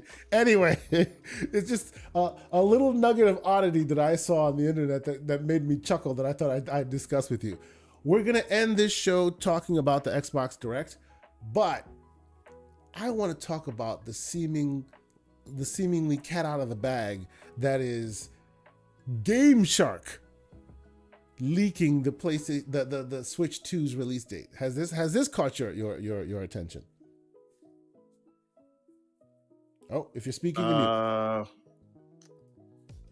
Sorry, I'm just looking at some of the dumb shit they're saying in the chat. Apologies. Stop it. Tell me about Game Shark. So, Game Shark releasing new tech at CES, right? It was coming out. Oh, this is great. This is good. And then like somebody asked them about release date. I mean, it makes sense. It makes sense. Well, but this is what happens, right? They're like, hey, somebody asked, so when's this gonna come out? Oh, well, the release date. He's like, we're so super excited, but we're not gonna announce it right now. We are going to, what did he say? We are going to leave it for what's the date exactly? He pulled it out. Fall 20. First they said it was fall 2024. Then they said it was September 2024 to coincide with the release of the Switch 2. You know, I can just imagine somebody looking at each other like, Bob, you were supposed to say that. You know what I mean? Like, and then of course, after that, Schreier took hold of it. A lot of people are talking about it. It's a thing. It is a thing. It's seemingly a leak. So, September of 2024, Switch 2 happening. Is this exciting to you? Is this surprising to you? What do you think? I'm going to tell you this right now. If the Switch 2 like hardware wise is on par with the Steam Deck, I would say it's probably a little bit more powerful, just a little bit more powerful than the Steam Deck. Yeah, because think about it this way. How would you? And you are a user of the Steam Deck and the Steam Deck OLED. You've spent time with the OLED. You've had a PS4. Where does it fall within it? I think it's a bit more powerful, right? Is the PS4 a bit more powerful, or is the Steam Deck a bit more powerful? I honestly, and this is on me, I don't really remember how it feels. How the Xbox One or the PS4 felt. I think it's hard. It's hard to really differentiate them or make a comparison between them, because the power levels can be PS4 level, we'll say, but still then have DLSS. And still have the new upscaling technology that would then use that resource in a more optimized way than the PS4 did, right? I'm gonna tell you, man, it might be my main, if that's the case. I mean, especially since I can play my Xbox games there. Okay, sorry. Listen to this guy. This guy. Hi-Fi is going to look amazing on that screen. No, I'm just kidding. Continue. Can't wait to play Halo on it. All right. No, that's not going to happen. We're just joking. All right. Sorry. It's just a joke. So yeah. So you're thinking you would really consider it, right? September, it'd be, Okay. Can I just say one thing to this thing that I'm seeing in the chat? What's going on? None of you people that are upset about DEI had any issues when certain people were locked out of the market. You didn't complain once, just like you didn't complain about white Jesus. You didn't complain about no. Hold on a minute. Right? You didn't complain about all of these other things that were whitewashed and specifically kept people out of it. You didn't take that stance then, so don't come here and take the stance right now. Right? Like let's just be very clear about what's happening.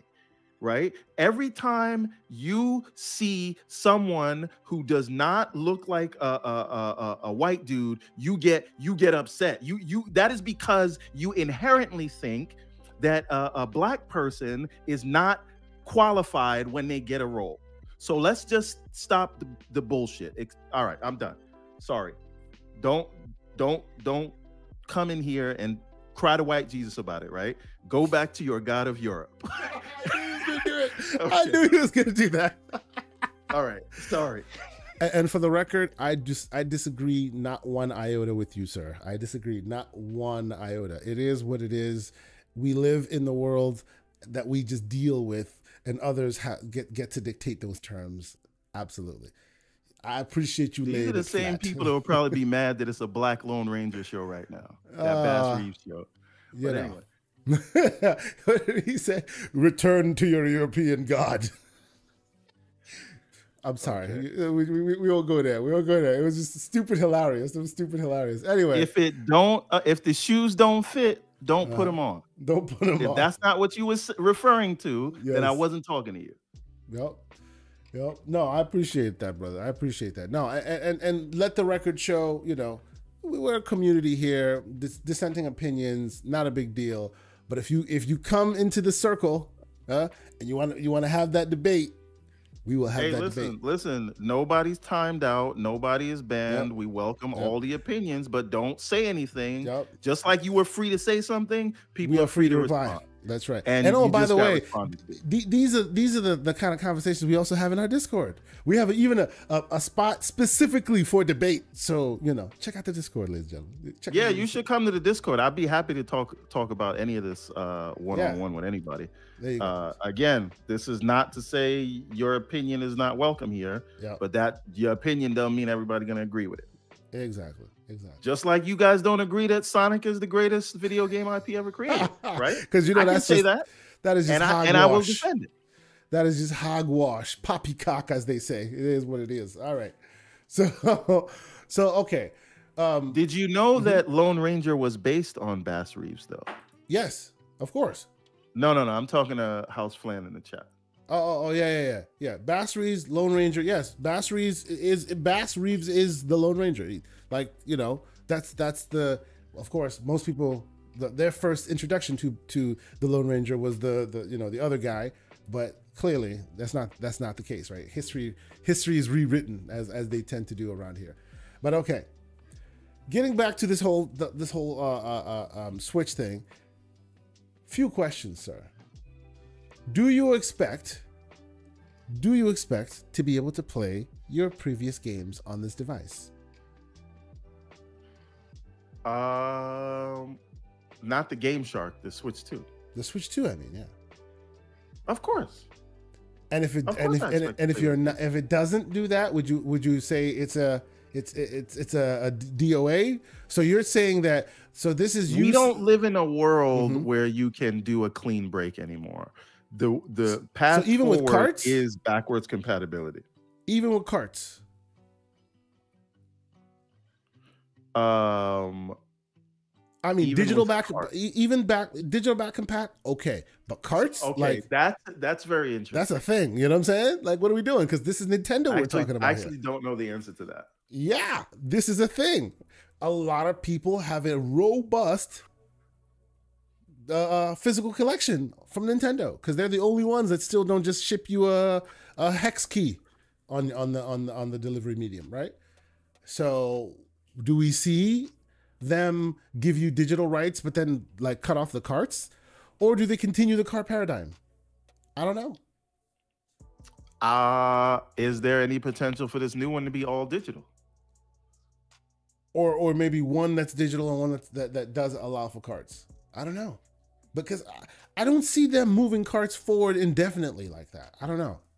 I feel like you even if you have another delivery medium, you'd want it to be smaller. Like, you'd want it to be more unassuming. You'd want it to be more, they removed headphone jacks because they were too big, and you still have carts, I mean, like, I don't want to be that. I don't know. I don't want to be that guy, right? You tell me. But physical media is dead. Best Buy took them off the shelves. Physical media has been dead for years. Most people just don't know that. Right? Yeah. Right. And so like everyone has all digital consoles right now. Like, when I say everyone, I mean, obviously Steam is an all digital platform. Yep. Right. Your Xbox and your PlayStation has all digital versions. And it only makes sense for Nintendo to do it next. And it is more profitable for them. And these stores know that they don't even want to carry it anymore. right? It's only a matter of time. Like Best Buy just did it. How long till Walmart and Target do it? Yep. That is true. It's the right? writing you is literally on the wall right codes now. from Amazon. You can buy digital codes from third parties, so people will be able to sell that. Yep. And I'm sorry, if your concern is game preservation, that's going to happen through emulation and PC. That's the deal. So it seems just, you know, my biggest thing with the new Switch is how long is it going to take to make the emulator for it? Like how long before they can crack it? Yeah, you know, and actually that's another big reason why I'm there day one, because all the mistakes tend to be in the first batch. So if you want one that's crackable, chances are the first batch is where you're gonna get it. Just like last time, the first batch is where you had the crackable one that eventually they patched out. So as soon as it shows up, you better get yourself a Switch, because as soon as they find the problems, they'll start patching it out, and you won't be able to get your hands on it anymore. You know, so yeah, it seems interesting. I'm excited to see what they do here, because I honestly, people like Pixelbit G says it must be back compat or is it L. I think there's a 0.0% chance. That's not even a thing, 0.0, but there's a 0.0% chance that it won't be backwards compatible. The store is going to carry over. That is what the business is now. Yeah. Now, to be fair, Nintendo's business is selling you these things over again, but they can still do that with the same store. Yeah, I mean, you got Joanna Dark over here. He's happy and willing to pay for the same thing over and over and over again. You know, it is what it is. And speaking of Joanna Dark, see what I did there? Mr. Joanna Dark, $2 super chat. He says Sonic being good is fake news. Stop it, Mario. So there you go. He refuses. Like I said, we everybody has an opinion. And opinions are like assholes. Wow! Everybody's got them. That's your second one, man. That's your second one. Calm down. All right. That's it. But even the dumb takes like from Mr. Joanna Dark, we accept all these opinions. You know why? Okay. Because we're not frail and fragile. Okay. And we can handle differing opinions. Yes, we can. Just be ready to defend your. I almost cursed again. Remember to be ready to defend your stupid point. So, last story I want, and I also want to talk while talking about this. I want to kind of lump together our thoughts about that next gen hardware that we were talking about, the conversation that we've been having in the background. But let's start by basically pointing out that, hey, it's been announced. You know, what we thought, what we rumored about, what we speculated about has now been officially announced. January 18th, you have the developer direct, right? They already have they're showing you a few little nuggets of what you might expect. They have Oxide Games, that is a Aura, History Untold, Obsidian. So that is Avowed. They have Ninja Theory. So you're definitely getting some Senua there. And of course, the aforementioned Indiana Jones from Machine Games. What do you think, sir? Are you excited? Obviously, I'm sure you're excited, but is this a formula driving thing where they found a good formula last year, so they're just going to give you the same kind of thing again this year? Or do you expect some surprises? I think Tina Amini knows what she's doing. On that, I agree. I think she's been taking feedback from every show and refining. So I think this show will be better paced than last year. This is all going to be the developers talking to us. So I don't even know if we get Sarah or Phil at this thing. Maybe we will for a couple of minutes, but it's the developers talking about the games, doing their pitch to us. So I'm happy for everybody who's into Aria History Untold. Not my kind of game. Okay. So I don't care about that one at all. I think, believe it or not, the one I am most excited about is Avowed, even more than Indiana Jones. Okay.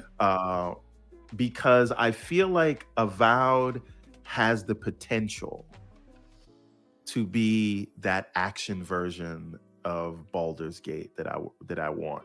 And I'm obviously it's not going to be as big as Baldur's Gate. I think it's going to be a smaller experience, but I mean, in terms of deep RPG mechanics, anything can happen.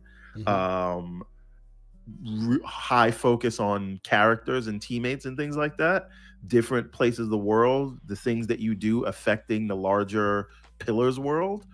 I think all of that's there. And it's really going to be my kind of game, and it is action. Now, I wish it was third person or there was a third person option because, but I'll take it. First person, let's do it. And then Indiana Jones, my biggest question is, will it be third person? Right? Yeah. Would you consider it an L if it was first person? I think you need to put that in the chat. Like, what is it? Will it be first? Will it be third? And is it an L? So let me kill the last one, and then we'll set that. So let me kill this last one, end this one, and the one that I just ended. Let's see here, with almost 100 people voting, season 2.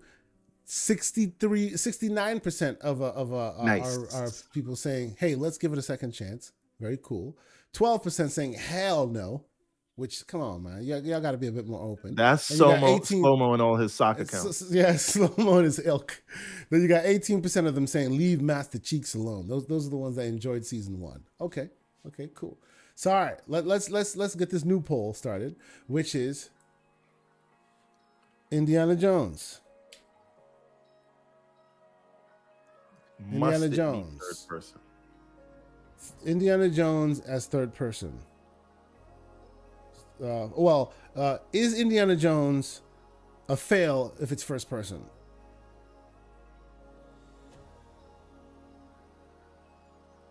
Okay. So yes or no or I don't care. Hargeet in the chat says, so with Xbox tax, Avowed is an 84 meta. Well, here's the thing. Turns out that 84, 85, 86 is good again. Not bad. because now that Ubisoft put out Prince of Persia and it got an 85, 86, everybody's love it. And it's a massive success. Yeah. Turns out an 86 meta game can be a masterpiece. Could be pretty good, man. That works. Think about that. Gee Willikers. Anyway, okay. I see what you're doing there, man. Them fleas keep biting your butt. Stop it. Stop it. Whoa. Yeah, you get them fleas, man. Stop it. Stop bringing them to us. But you couldn't say they was biting my arm or something like that. What are we doing here, man? It's a kid's show. It's a kid's show, he says. Sure. I don't know which kid is watching this right now. Grown ass kids, anyway. So here's the thing. Now I do want to unpack the third person thing because I absolutely think it's a massive fail if it is. I'm gonna be way less. If it's first person, you'd be way less interested. Way less interested. Wow. I would be lying to you if I told you I wasn't gonna play it, right? But I will be massively let down. What if it's literally the Starfield situation? Literally like Starfield. No, because like that means the third person is an afterthought and you don't really get the best of anything. Because if you look at Starfield, right? And I played it in third person mode, but that is like 360 camera work, right? PS3 360 camera work, where if you were first person and you were only first person, the way the camera moves would be like every other modern first person perspective game.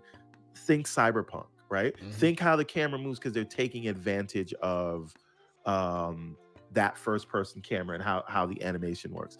If it's third person only, then you're going to put more work into your animations and how those flow, not just someone on a track that's running forward and they have that, super contrived run animation, right? Like I really think they need to go all in and have it be third person. Now, the concern there is that we graybeards know who Indiana Jones is, right?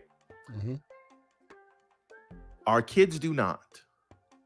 Like the movie I watched with my 22-year-old son last night was the first Indiana Jones movie he'd ever seen. He'd heard of Indiana Jones, but had no idea what an Indiana Jones movie. That's my fault. Dad right? of the year over here. Look at this. Come on. That is my fault. But my 4-year-old has platinumed all of the Sega games, right? All of the Sonic games right here. This guy's never showed his son like Indiana Jones. What is wrong with you, sir? What are you doing with your life? I'm sorry. Continue. I got him into anime. Come on. So the thing is, these troglodytes, right? They will think that Indiana Jones, even though it is like Nathan Drake is inspired from Indiana Jones, Mm-hmm. they will think that it is a poor man's version Uncharted. of Uncharted. Yep. And so if you're going to go third person, you need to go balls to the wall and beat what Naughty Dog did with Uncharted. And can Machine Games do that? You know what? This is a serious question. Everybody Pixel's in the chat. Tell me. Pixel in the chat, Pixel Bit G, the lore master, salute to you, good sir. He brings up a good point. He says, what engine are they using for it? Because if it's the Wolfenstein engine, then it'll most likely be first person, the same engine. If they change the engine, that may give you more options. But you don't think it's a tell that they said how you will play as Indy? That means it's going to be third person. Yeah, where I will hedge my bets on that one is, when was the last time you saw Machine Games make a game? 2017. It's been a long time. Maybe some modifications to the engine during that time. That's possible, right? Starfield made the creation engine, updated the creation engine before finishing the game. It stands to reason if they were planning on making this third person, they would add third person capabilities into their existing engine. So just because it's the engine the same as they've historically used doesn't necessarily mean that it may be only first person capable. So there's a thought there. Interesting. Okay. So, all right. Besides the first person, third person thing, what else you got? I heard folks talking about the whip. It needs to have a whip, and the whip needs to be done well. And if the whip is not well, then there goes. Is it a traversal mechanic, or is it a weapon, or is it both? People are very particular about what it should be. Is it a shooter or is it a platformer? I think it should be a platformer. I think it's a platformer with many shooting elements. Yeah, it has to be. Right? It's an adventure game. It can't be I don't know how I don't know how you pull this off as a first-person game. Yeah. I don't see it. And again, I will play it, but I don't know. Like, my excitement is going to be on the floor. They're going to have to like wow me for me to. I mean, they have a tough job in front of them just to begin with, because if they go third person, you have to be better than Uncharted. Right? Yes. They have stiff competition. Yes. And if you go first person, that doesn't feel like an indie, what people want from an indie experience. And you're going to have a lot of people like, I don't know. Yeah. I don't know. But you know what? I actually relish in that comparison. Like, you stepped into that fight. You stepped into those waters. You know what you're doing. Mr. Xbot says I sound ridiculous. Hey, man, I've accused him of worse. well, why does Mr. Xbot think I sound ridiculous? Please, yeah, Mr. Xbot, we require elaboration. Listen, I want to be clear. He might be right. I just want to know what the content. We want to hear why. Yeah, we want to hear it. Yes, we want to hear the content. If you want to give me smoke that I can use against him, please do so, sir. I appreciate that. I feel like, are we heading down the path specifically with Indiana Jones where too much is put on it? Too much pressure is put on it? No, I don't think there's any pressure on He says you sound ridiculous because Metroid Prime. Look at Metroid Prime. That was first person, and they did thread that needle quite well. What does Metroid Prime have to do with Indiana Jones? No. This is not an indictment on. What are we talking about? Well, so Metroid Prime, if you remember, it's not an indictment on first person games. If you remember this IP.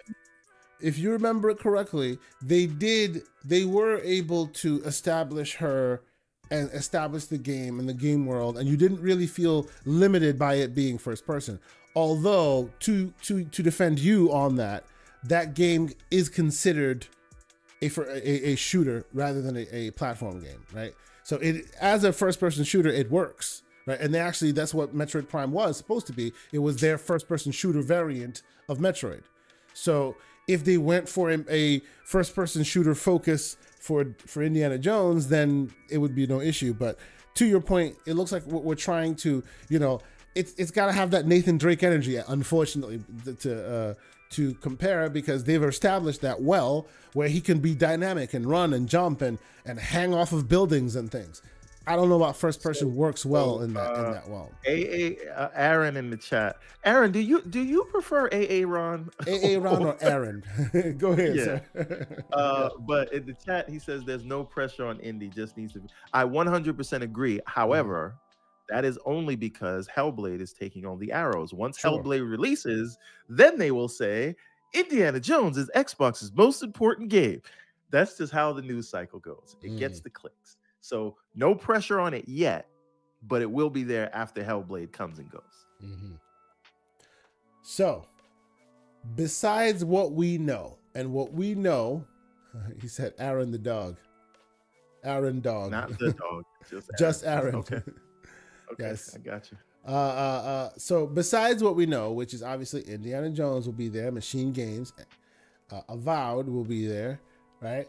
Roadkill, what do you think Indiana Jones is going to be? He says Indiana Jones is not isn't going to be what you think. Yeah, please. Yes. He says my uncle's developing on the development team on the Indiana Jones game. Oh wow. Okay, cool. Well then, give us some takes, sir. What is your estimation? Yeah, we want nuggets? The tea. Yeah, spill that tea, sir. We want to hear some of the nuggets, man. We want to check it out because, to his point, they have spoken about how you experience it and things like that. They've put verbiage to the fact that it may not be stereotypical. Wait a minute. What if Indiana Jones is like the new Prince of Persia game? Wow. 2D side scroller. Holy crap! I would love it, but it would throw people for a loop. Make it like holy. If out of nowhere they show it off and it's a 2D side scroller, people would be, of course, those that throw fleas at you, Everborn, would be in the streets going like this all day, and you'd be defending yourself. No, I wouldn't. I'm not. I got no attachment to this game other than what I want. I would love it to be a 2D side scroller. That'd be amazing. Listen, I'm a 2D platformer guy. Yeah, as am I, absolutely. So, I don't think there will be any shadow drops at this. This is what I was going to talk about. Like those are the ones we know. What won't we know? What is it that we won't know? Hi-Fi Rush is an anomaly, not a pattern. If they did more than one shadow drop, then you could expect another one. There's no reason to expect that there will be a shadow drop at this event, in my opinion. Yeah, I actually think it's a bad precedent to set if they do another shadow drop here, because now you're teaching people to expect shadow drops, and that's not something you can sustain, right? The minute you teach people that it's a shadow drop, and then you have the third show and there's no shadow drop, now your face is your name is mud. Don't teach people to expect unrealistic things. You know what I'm saying? Like I do expect surprises, but I don't expect shadow drops, right? I do expect that, and as they have trained us that, hey, when you see this thumbnail right at the beginning, they might throw another thumbnail in there, and as you can see at the bottom, there's a lot of empty space. I do expect we hear another game being discussed, right? But I hope they don't do another shadow drop. No, I'm not saying that. Whoa, let's be clear. This is where you. I hope they don't do another shadow drop, because if they do, they're setting themselves up for a bad thing for next time. right? That doesn't make smart business sense. That means every year now people are expecting Shadow. You're basically that's you putting a rake in front of yourself for 2025 and a rake every year. But every year there will be smaller games in, what do you call it? And these shadow drops could be big updates and things like that. So and then comes a year where you're pushed and pressured to make sure you hit it. I am not expecting there to be any shadow drops, but I would be happy if there was. I'm not going to say I hope they don't, but I hope they do, but I just don't expect it. That's all I'm saying. I would expect if you want to do something cool for the community, maybe drop a demo, drop something new, but like a whole game. Hoping the shadow drop is the trailer of an unannounced game. That's what you're hoping. Do you know? Okay, let me tell you what I'm hoping the shadow drop is. Okay, I am hoping because again, as we discussed, Machine Games' last real game was 2017. 2017. So my hope is we get all the great information about Indiana Jones, which I will be there for. I'm excited about it. And then, oh, by the way, teaser trailer for Wolfenstein 3. That's what I want. No, that's not going to happen. Hey, we got a super chat from the homie Enigmatic Dreams. Yes, we do. The man drops $5. Thank you, sir. He says, what if they brought to the Tomb Raider IP and a Tomb Raider / Indiana Jones crossover in the future? Thank you for your hard work, guys. Still my favorite cast. Thank you, sir. That is because you have good taste. Thank you so much. And an interesting question, crossover, because they are in Embracer's camp, right? And the monies and all of that, Hey, why not? I wouldn't want to do that now, right? I want you to establish yourself now, right? If you want to do a crossover, make that DLC. Make that after you've established yourself, after you've stood on your. This is one thing that we didn't talk about in the tech section. Okay. Actually, maybe we can talk about this later. We can save it for later, but it's an Apple story that is kind of related to stores and things like that. Sure. But just remind me. We'll talk about that. Yeah. We'll add that towards the end. Okay. But yeah, so I don't know, man. Like, I just don't like every time the community jumps out of a window and screams on the way down, my immediate default speed is to quell the noise, is to claw things back, right? Like, calm down. It's not that serious. When you hear those crazy rumors, relax. You haven't heard them sitting on a couch and to tell you this, all of that. I feel like if they start like insisting on shadow drops and stuff like that, they're setting themselves up for the eventuality of the community being disappointed and coming for them, right? So be surprising, do something dynamic, but not exactly the same thing you did last year over and over and over again. Now you're setting yourself up for the potential eventuality when you don't do it. You know what I mean? Yeah, but again, you can do a shadow drop announcement as well. Sure. You don't have to have It doesn't have to be a release. Exactly. Do something else that is special. That we weren't expecting. It can be. I just don't think there's any of that this year. And by the way, the next question: do we expect the games that we know to all release this year? I do. I do think all 4 of these will release this year. Now, where does it say that? Is that just your belief, or has it been confirmed? Because I don't think it's been confirmed. No, it hasn't been confirmed. I'm saying that's what I believe. That's what you believe. Okay. I believe they are this year. Now, the one thing I'll say, I feel like, and this is an interesting question about games and how many times you show them. In all of this, we spent all this time talking about Indiana Jones. We spent a little bit of time talking about Avowed. Hellblade is one of their most hotly anticipated titles. And it seems like it keeps getting overshadowed by other things. Hellblade, we were all waiting on the combat, and it was overshadowed by Blade and OD, right? Hellblade is going to be shown here. It's probably the one that is furthest along of all of these games, and all we are going to be thinking about is Indiana Jones and maybe Avowed, depending on how well it shows. And it's like, this is their marquee game. This is the game they announced the whole series consoles with, right? The Series X with. Yeah. This will be the 5th or 6th time we're seeing it. Yep. They're giving it the Deathloop treatment. Have they showed this game so many times that we just don't care about it anymore? Righteous question. And what concerns me about that is, will they think, hey, we did a PlayStation style game, you know, over the shoulder narrative, whatever, put all the visually, the cog just one. This is not a just one because it's not a new IP, but you get my point. We did all that, and the kids and all everyone can talk about is the other stuff. So should we keep doing that? Yep. No, I hear you. I hear you. Like, I'm excited to see more Senua, but they need to show. They need to demystify it, right? They enjoyed using that marketing message of, hey, what you're seeing is real. Is it gameplay? Is it not? Oh my God, we're setting a new benchmark, right? And that worked, and that has worked, right? But at this point, in order for another session where we see it to be justifiable, I need to see somebody with controller in hand, HUD, playing it standard, as much of a HUD as you can get. Right. You want like at least a couple of minutes. Here's of the clear gameplay. Yes. Here's right. Yeah. Because that would be a new established thing that they're showing us. If they don't do that, right, then it'll be more of the same misty crap that we've seen from them, which, don't get me wrong, I love what I see from them. I think they have really awesome stuff, but like, to your point, and what I was alluding to before, Deathloop was shown 1,000,001 times to the point where people just was tired of seeing it before it even came out. If you're going to show us more Senua Saga, it needs to be an established benchmark of, hey, this is something new. You definitely have not seen this. Here's a dude literally holding a controller, combat, like just solid combat for like 10 minutes or something, right? Give me something.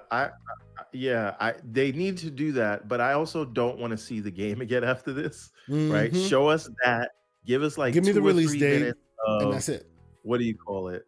Here's a demo of the opening level or a level in the middle of the game. Cool, we're playing it. You see real combat, and I want to see a fighting more than one person at once. Show me how that combat works, and then let's go put it out. But they do need to start like actually marketing the game, and I know they're marketing it by showing it at these shows, but like like billboards, things like that. This is their next big title. And I want to see it get the Starfield marketing treatment. But I just don't see articles being written about it. I don't see all that stuff, and I feel like that should be the thing we're all focusing on. And you know, I just don't. Maybe we get out of this direct and we are focused on that, because then they do show you what you wanted to see. Right? It's always been too many snippets. Maybe I'll tell you right now, if it shows well, the question is going to be when it's coming to PlayStation. If it doesn't show well, then we won't talk about it. That's right. So, ladies and gentlemen, again, thank you all for being here. We have almost 200 people in the chat watching this live. Please hit the like button if you haven't done so. We have 93 likes, almost 200 people here. Please hit that like button. Let's get it to at least 150. That'd be great. If you're not a subscriber, consider being a subscriber. We appreciate y'all. We do this obviously we do this today on Saturdays, and on Mondays we do another show that's also gaming related but more PC focused. Always a fun time with the community. One question about Hellblade. I am of the opinion that this is a game that they're doing this. It's like a prestige game. So whether it sells, it doesn't sell, they want it to prove that the box can do this. And they want it to be like, this is our award winner. My question is, if they want it to be an award winner, when should they release it? Because I think it will be forgotten about if they release it earlier in the year as opposed to later in the year. And what do you mean by earlier in the year? Where's your cutoff? Because I'm hearing people saying like, oh, it should be February, March. I think you got to release this. I think you got to do September. I think it's May. I don't know that they will do September, but I think you got to do September so it's close enough to when people are actually voting on the Game Awards. And you know, and the man Hard Geet agrees with me. May. Yeah, tentatively May. Sure. Right. Now, and you know what? Let me drop one. I'll drop one right now. Like May 20 something. Like it's going to be later in May. Yeah. Yeah. Right? And yeah, Slow-Mo has had that conversation with us before, and he's been right. If you check the books, that notion that it has to be earlier or later or people will forget about it has not actually worked out in the actual Game Awards. But see, I see the Elden Ring talk and stuff like that. But Elden Ring is Elden Ring, right? That's and like Hellblade is Hellblade. It's been a misting game, bro. Hellblade has mystified people crazily with oh my god, where did the game end and where did the CG begin? And that people are mentioning that were released early are games that were not just game of that year, they were game of that revolutionary games. Yes, the game of that generation. So I am only saying that as much as I think Hellblade is going to be great, it's not going to be an Elden Ring level. Sure. Yeah, no need to put that much pressure on it. So it may not be. It may not be in people's memories, but it can get some recency bias, and you released it later. Jack's 82, I don't know how it will run on the $2 Series super chat. He's asking, how will Hellblade 2 run on the Series S? Sir, let me answer that is a righteous question. Go ahead. I am here to tell you right now, we don't care. I mean, I do care. I do care because look, to me, Hellblade 2 running well on the Series S will establish it as it can run well, right? Because that'd be one of the games that were incubated by Microsoft, right? This is not one of those layer cakes that was started as a PlayStation layer cake, right? So possibly this is the time when they could really, really establish themselves as, hey, this is the box. This is what it can do from a first party perspective. Okay. All right. Here's a question. Keep talking. How will Hellblade run on my Steam Deck OLED? That's what I want to know. Yes. All right. And it will be righteous, I'm sure. I'm sure it'll be righteous. I am using the Steam Deck OLED as my portable Xbox. Yes, you are. How will you do that without Game Pass on it? Well, no. Think about it. I get the game in Game Pass, but then I buy it in Steam, so I don't have to buy it twice. But see, yeah, true. But you're ending up buying games that you should be enjoying in your subscriptions. Because I could be playing it on the ROG Ally. Like actually disgusting. Windows. Everborn frivolous purchase saga. It is what it is. But you know what? Let's round this final topic off and ask a few pertinent questions, and then we'll move on to the other thing that we wanted to talk about before we get out of here.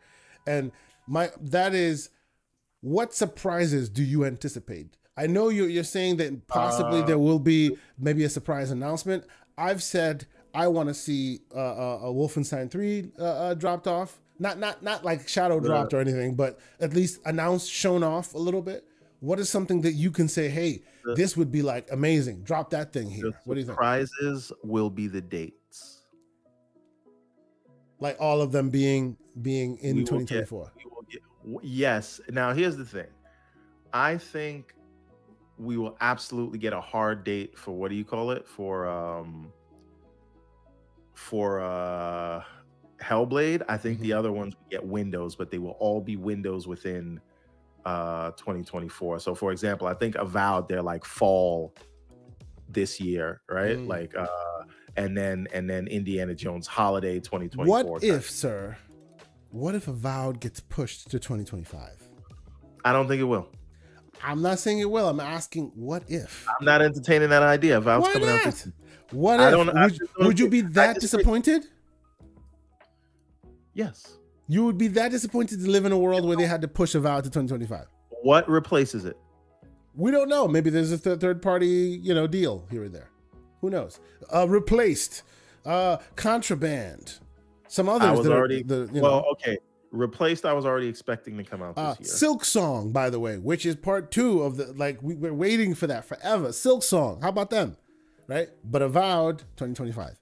How would you feel about that? Let Shattered Space kind of still keep the RPG thunder. Let's not add another RPG. How would you feel about that? Give them more time to polish it. I do not believe. I think they've had enough time to polish it. I do not believe that Clockwork Revolution is this year. Yeah, I didn't say that. Clockwork Revolution also 2025. No, I understand. I understand. Yeah. I do not believe South of Midnight is this year. Also agree. Yeah. South of Midnight might not even be next year. Because I'd be surprised if it's not next year. Couldn't see gameplay. That's all I'm saying. Couldn't see gameplay.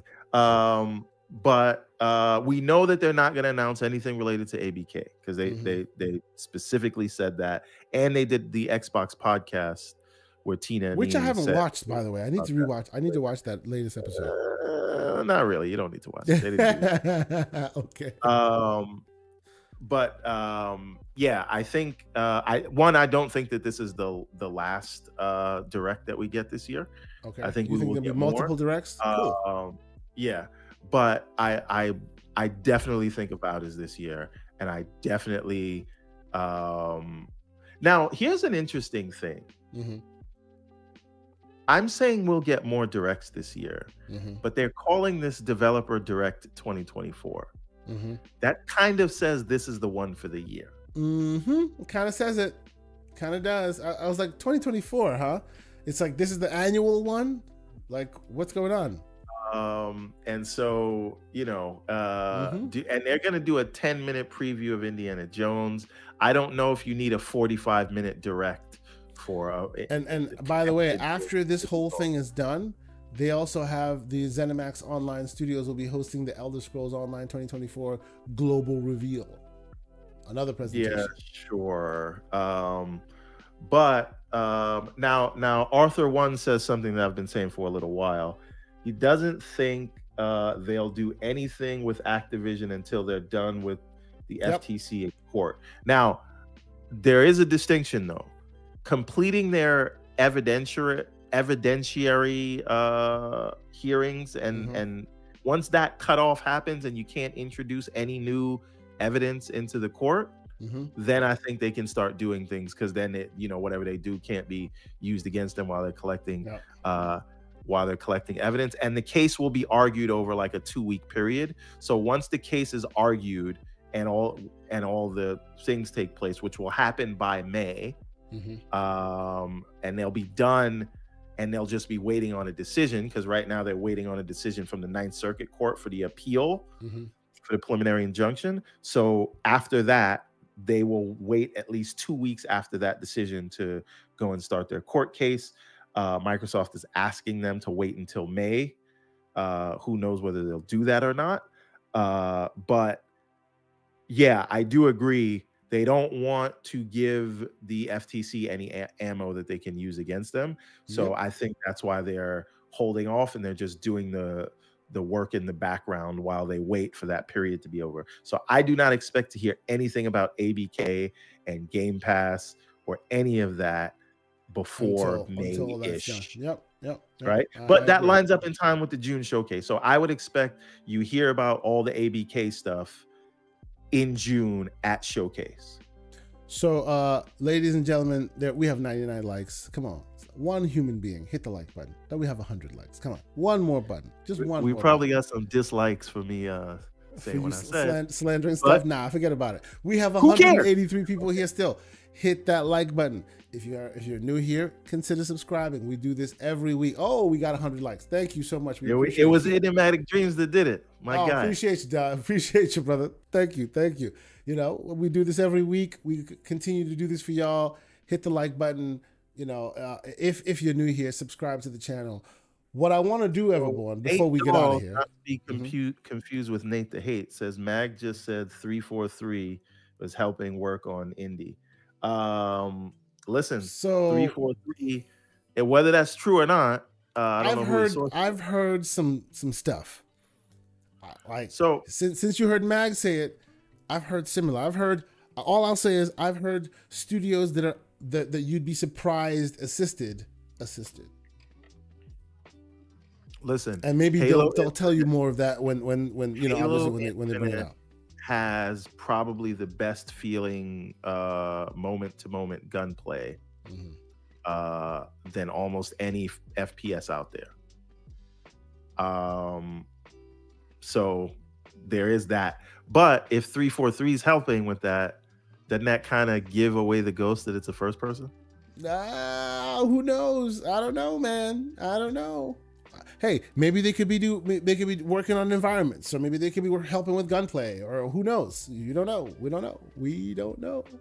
But yes, I've heard that other studios within the Microsoft ecosystem have helped. So I've heard. But yeah, we shall see. Before we get out of here, Stratton Shane 81. We never compromise. I say what I feel. Oh yeah. He keeps it a buck. He keeps it a buck. We appreciate it. Guess what? I'm ready to defend anything I say in person. I mean, I don't mean like in person. You're not coming to my house, but you know, come to the Discord. Come to the show. Let's go. Let's talk. And by the way, that Discord is in the chat. There you go. I'll put it in there one more time. Salute to the man, Mr. John Wolf. I see you in there playing in the waters. Good for you, sir. He's having fun this morning. Before we go, let's give you guys a preview of machine games don't need help with gunplay. Excuse me, sir. True. They are, well, although you know, let's be clear here. They always had help with gunplay. If you've played 1 and 2 of Wolfenstein, they got some very funny bugs where you shoot somebody and he goes flying like a freaking telescope, like a rocket. Nazis, so you let it go. But it's funny, yeah. But it's Nazi, so yeah, you know, they should be flying. It's fine. So before we get out of here, let's give the people a preview of some of the conversations we've had in our Discord. Specifically with the talk to next gen Xbox. I want us to just kind of dig into it a little bit. Not too long, because y'all know hashtag 2024 New Year's resolutions. We podcasting standing. I ain't trying to stand for 3 hours. I've been standing this whole episode. So there you go. All right. There you go. Yes. So I'm gonna ask a question.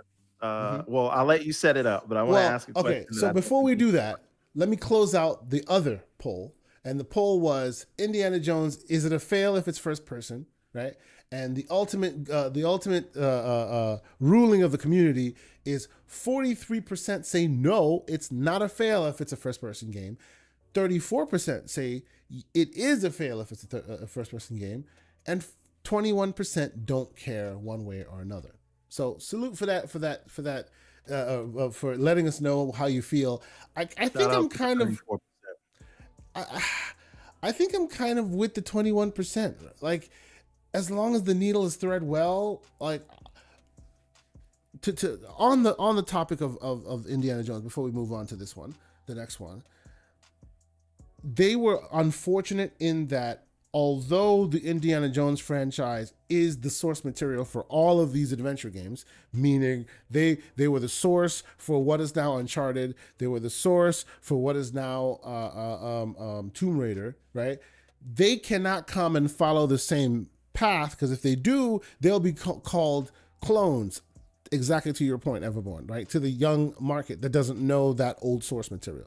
So they must have something new. If they do it better, they'll be fine. Sure, they have to establish something new. There has to be something different that they bring to the game that lets them be the one that, like, it would be sad if the source material finally materializes in game form and it's kind of a clone of the others. It'd be kind of want, right? Anticlimactic after all these years, right? And this is being done by the God himself, God Howard. So I expect that even if they follow some of the tropes of the established adventure game norm, they'll put something new. They'll put a new spin on it. They have to, because they are the 8-pound gorilla. They are the source material. So I hope they do that. We shall see. Right. So let's talk about this conversation in the Discord now. I'll set it up for you, and I'll also put another poll, because I like hearing from you guys in the community. Before you set it up, let me just lay this down. Right? Yeah, go ahead. The way this started is I asked a question: should Xbox get out of the arms race with PlayStation? Should get out of the arms race by getting into ARM. Well, haha. But if they do that, their argument is, hey, the box that's under your TV may not be on par or outperform the PlayStation, but if you want a Series X for the same games, you can have that looking better if you get a PC. All our games are on PC, so you can still have that experience. But what's under your TV or in your book bag is something that maybe and then he is dates himself, calling it a book bag. What are we talking about here, Mister What do you want me to call it? A man purse? What do you like? Satchel. Listen, I'm just kidding. the Steam Deck does not fit in your pocket. But the point is, what if they explored? They say they want to build a mobile store. What if they explored a world where their main device was a handheld, and that handheld used a unified store across mobile, which, by the way, this is the other thing I wanted to bring in. Margaret Vestager, the EU Commission chair, who was the first major place, I'm like, no disrespect to Brazil, but on the ones they had to hit, she's the one who let the ABK deal go forward in the EU, has now met with Apple and told them that they have to allow other like side loading of apps, other stores. So that's a thing that's going to happen in Europe. So if that happens, what if there's a single store across mobile, across console/handheld? Yeah, and let's establish these terms well off the top, right? We shouldn't call it, because there's a difference between mobile and portable, right? Because when you think of mobile, when you say mobile, I suspect that some among us may immediately shoot to, they're downgrading or they're limiting their scope for mobile platforms. You can still have your full-fledged, full-fat AAA budgeted monster game, your Cyberpunk-esque games, on a portable device.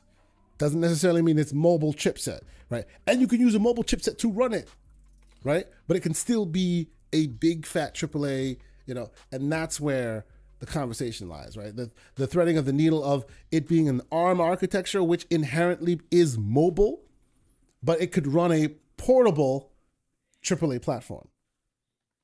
Make sense? Yes, but the thing is, then comes the question, should they go ARM? Should they make a handheld? If they do make that handheld, is it ARM-based, or is it like these PC handhelds you've seen? And if they do go or should it just be a console? Or should they what's it called? Should they, if they do go PC, should they make what I am dubbing an Xbox OS, basically a Steam OS competitor? So all of these things are in the mix. Now set it up, and I'll be back in a few seconds. Okay. So, all right. So his thoughts on, because we're trying to thread a needle and solve many problems here, right? But of course, I will think through it in a very technical way, because I use technical solutions to solve those technical problems, even though there's some of them maybe business problems necessarily, like, contractual obligations and things like that. What do you call them? Licensing and your ability to have the right to play a game someplace else that you bought other places, right? So for me, what I think the solution would be, like, and we're talking about the next gen, we're not talking about the short term, right? To me, there needs to be two solutions. There needs to be a short-term solution and the long-term solution.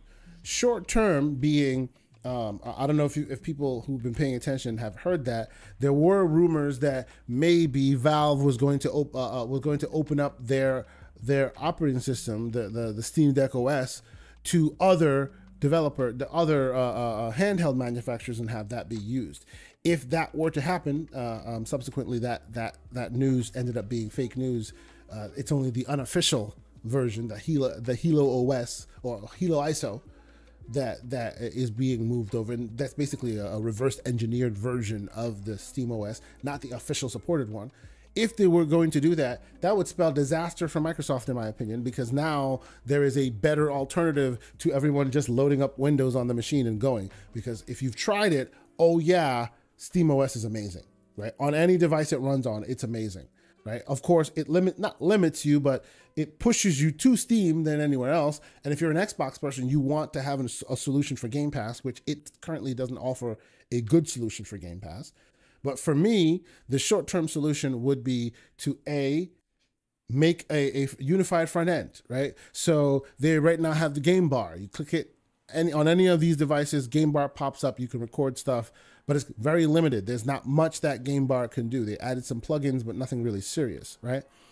In my humble opinion, they should open up the game bar and make a front-end UI that basically kind of overtakes your game, your screen, if it sees that you're using a handheld-like device, right? So I have my A1 Pro here, and I have the Ally also here, right?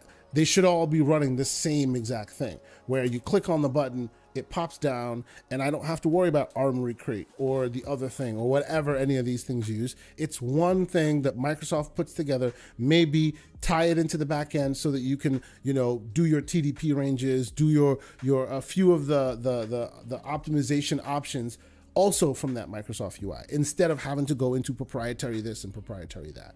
That's the short-term solution, right? For me, the long-term solution, to Everborn's point, was the hybrid solution. I say they go ARM, right? And when I say they go ARM, a lot of people will go, oh, but if they go ARM, that means they have to throw away everything they've built so far.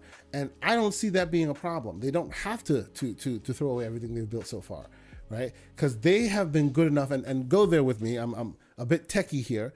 They have been good enough to virtualize all of their operating systems so far, right? So every time you want to play an OG Xbox game, you hit the game, and that splash screen you see is a virtual machine loading up. That's basically in its element, it's an Xbox, right? Same thing with the 360, right?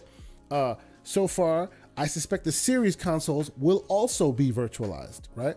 So if the series and all of the older versions that have virtual instances of them that can then be, through backward compatibility, always live on the future consoles, you can basically make an ARM-based machine with a huge front end, like an ARM-based machine that has a lot of overhead, and then in that ARM machine, you still run your x86 virtual machines, and it still runs x86 stuff. You can still develop for x86 AAA games, all of that. Only the host, the one running it, which would be this thing, would be ARM-based. So it would be far more optimized. It'd have a lot more overhead. Maybe it'd have a passive cooling element, so it's not running hot all the time, because ARM can afford that, right?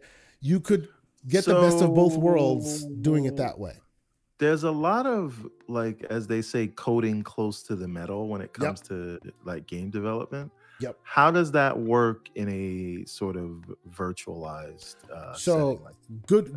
Good question. Coding close to the metal is a thing. So basically, in the mobile parlance, in the mobile landscape, mobile stores, app stores, right? You code close to the metal. You get all the benefits of ARM, right? And that is another way, Everborn, that what you're saying could be achieved, right?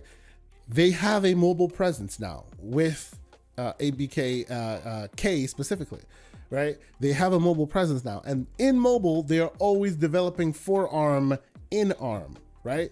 And that's fine.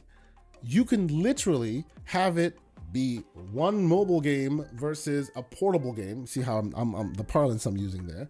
Mobile being Candy Crush next to Gears 6, right? And hit the play button. If you're loading up Candy Crush, that would be a native run game, right? And when I say native, I'm talking about metal, close to the metal. You're literally using the ARM architecture to run it, right?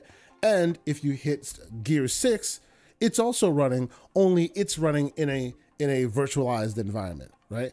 And as long as you have overhead, and what I mean by overhead, I mean you need to have enough resources so that the host can run and the guest can run all of those resources that it requires virtualized, right? So if this machine sipping TDP in a low level machine, this will not be something you can pull off, because you need it to be powerful enough to be able to run your Gear 6, right? And when I say Gear 6, I pick my game specifically because they tend to be showpieces. It needs to be able to run showpieces, right? Just because you switch the architecture to ARM doesn't mean then you have to switch your development environment to ARM to match it. You can obscure it through that layer. And why I believe that works is, to this very day, you're playing 360 games, you're playing Xbox One games, they load up, they work exactly like they're supposed to, right? Now, the reason they work that way is because the device you're playing it on has far more overhead, so it's not a concern to get them to run, right? You'd have to make sure you hit that benchmark with whichever new device that does that ARM-based device. It needs to have a lot of overhead, so when you load up an Xbox Series X game, it got no problems. It's playing Cyberpunk virtualized, right? That's a possibility. But what do you think about this idea of going forward with a handheld as your main device? You know, obviously there'll be a dock. It's basically like what the Switch does. Yeah. Whether it's ARM or it's not ARM, right? But I think ARM is the only way to go. If it's a hybrid device, if it's a Switch-like device, ARM is by far the way to go. 100%. Now, if they do that, do they do a eGPU solution as a sort of dock situation for when you want to play on your TV and now you have the pumped up graphics? Or do you just say, hey, you want those graphics, you're going to play on PC? I think that with respect to that, I think they don't have to do that in order to catch the console audience. They don't have to, because look at what Nintendo has done. Like, Nintendo has basically paved the way that they can walk on, right? You can, as long as you have a device that hits the benchmarks that you need them to hit, you can have that hybrid device, plug it in, it'll upscale when it hits a TV, you're fine, right? The key there is the content, as Nintendo has established. I don't want to gloss past that, right? Now, you have a lot of handhelds, like PC based. I have a Steam Deck. I have a ROG Ally, right? Yeah, and I have a Switch. And we both got Switches. But the reason it's able to scale up when it's plugged in is because now you can raise the TDP, right? So how much power do you get from these things being plugged in? So you could have, maybe when you're mobile, you're going to stay at 15 watts or whatever. Yeah. Right? But when you're plugged in, maybe you're going to 45. Maybe they can get it to go to 60. I don't know. So here's the deal. And how many watts does the Series S use now? If you were looking at TDP? So if you remember correctly, versus the Series X. Yeah. If you remember correctly, the Fox came here some months back and kind of blew our minds with ideas of, hey, it looks like Microsoft is pulling off some interesting moves here, right? Potentially, the processor and the APU combination that the Series S has the potential to hit much higher heights. It does far more than they actually allow for it to do. They have locked it down to, I think, 45 or something like that. But there are some instances where they, depending on what the game requires, you can see them ratchet it up. I see Lucius in the chat saying that it hit about 70 watt TDP, 70 watts when they were playing the Unreal 5 Matrix demo, right? Those are outliers. By and large, it is much lower, and it could be hitting that 70 more consistently, right? So the Fox was speculating that they may be artificially limiting your TDP potential on the Series S, because they know that with revisions in that chipset, if you're able to stay optimized and stay within the certain level of TDP range, the next gen will then afford you, the minute you do that, you have far more optimizations, far more optimizations on the chipset. And because of that, now the games are easily mobile playable, right? You don't have to have developers go in and ratchet anything down because you have set that artificial limit early on so that they're used to how to develop for it right now. And the rest is taken care of by optimizations of a new revision of the chip. That's his hypothesis in that scenario. And I have to say, I can't disagree in where it sits right now. Most of the games run pretty well optimized right now, and that's what they wanted Microsoft what Microsoft wanted developers to do, and that's what's happening right now. So with that in mind, tomorrow they wake up and they create the Series SP, for a quick example. It wouldn't take like wonders to get your currently established Series S games to run on that because of the inherent guidelines they put in place in the first place, right? For me, the solution that would make me happiest would be like you create a Series S, a Series X hybrid device, right? Potentially giving you Series X compatible like resource overhead on a handheld device.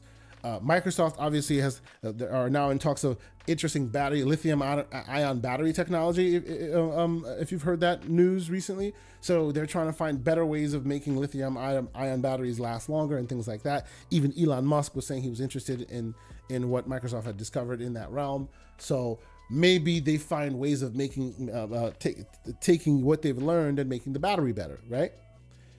The device needs to establish itself as a one-stop shop by itself. You don't need anything else. Great device, it works.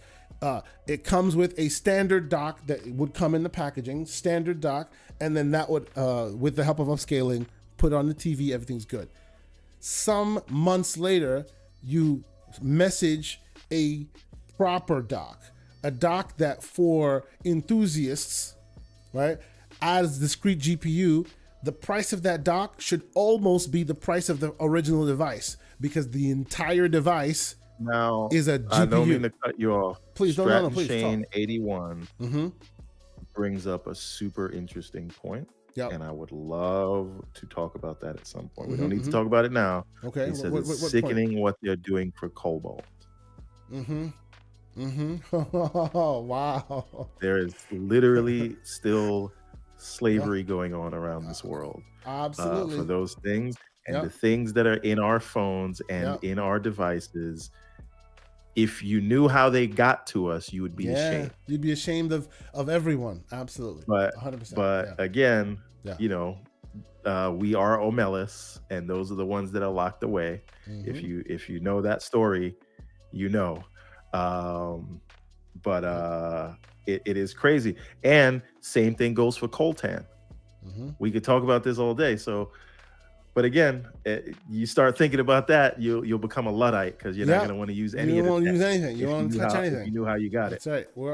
And we're talking about kids, like kids. Absolutely. We're talking about how they are abusing children for your technology. That is a Discord conversation waiting to happen, ladies and gentlemen, because I think it should be a public conversation. No, I agree with you. It's a different energy conversation. That's some straight talk. We need to at some point have. Yeah, you are definitely right about that. You are right about that. So yeah, the topic of what I would want, that's what I would want. I would want one device that does it all, right? As far as how it would look, right? I would want the UI to be the Xbox when you have it in your hand. The Xbox, that's it, right? Same Xbox UI, right? Now, here's where I get a little funny. Okay. Here's where it gets a little funny. Down. Go ahead. You were saying? No, because you talked about the hardware, and my piece of this is the software, which all this is tied around. Go ahead. Go. 1 second. So... And I'm listening. I'll be back. The software and the experience is everything to this thing. So we can talk about what their approach is, what kind of hardware they do, whether they do the arms race or not. What I think Xbox needs to evolve into that would best serve us, would best serve them, is would best serve the direction of the future, is it needs to evolve into an OS, right? This OS is effectively bringing your Xbox experience across any device, right? So the reason a lot of us don't want to game on PC is because we don't like that experience of using Windows or whatever to play games. You don't want to sit where you work to go and play a game. We want to be in the living room. And yes, you can bring a PC into the living room and connect it to your TV, but then there are issues there. But all of those issues come from the OS, right? And what I am envisioning is if there's a shell for Windows or a completely different OS. Somebody in the chat says I'm using Roshan Eppinger. I'm sorry if I butchered your name, but he says I'm looking for platform. No, I'm specifically talking about an OS. What I'm saying is I want them to have an experience that I want them to bring the Xbox experience over to the PC world. Okay. Right. And if they and I'll take that a step further. I think that if you do that, they do not need to, like, their next piece of hardware should be a PC in disguise, but it's running this OS. And for all of us troglodytes, it's effectively a console. Yep. Right? I 100% same agree. experience. We're not dealing with updates. We're not dealing with drivers. I know that's a thing of the past. Some PC people will tell you they're lying. It's still a thing. It's not a thing. Shut up. It actually is a thing. Don't listen not. to this man.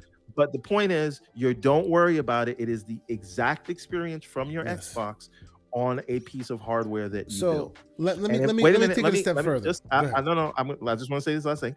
And the whole thing is that experience is for them. This is their business side of it.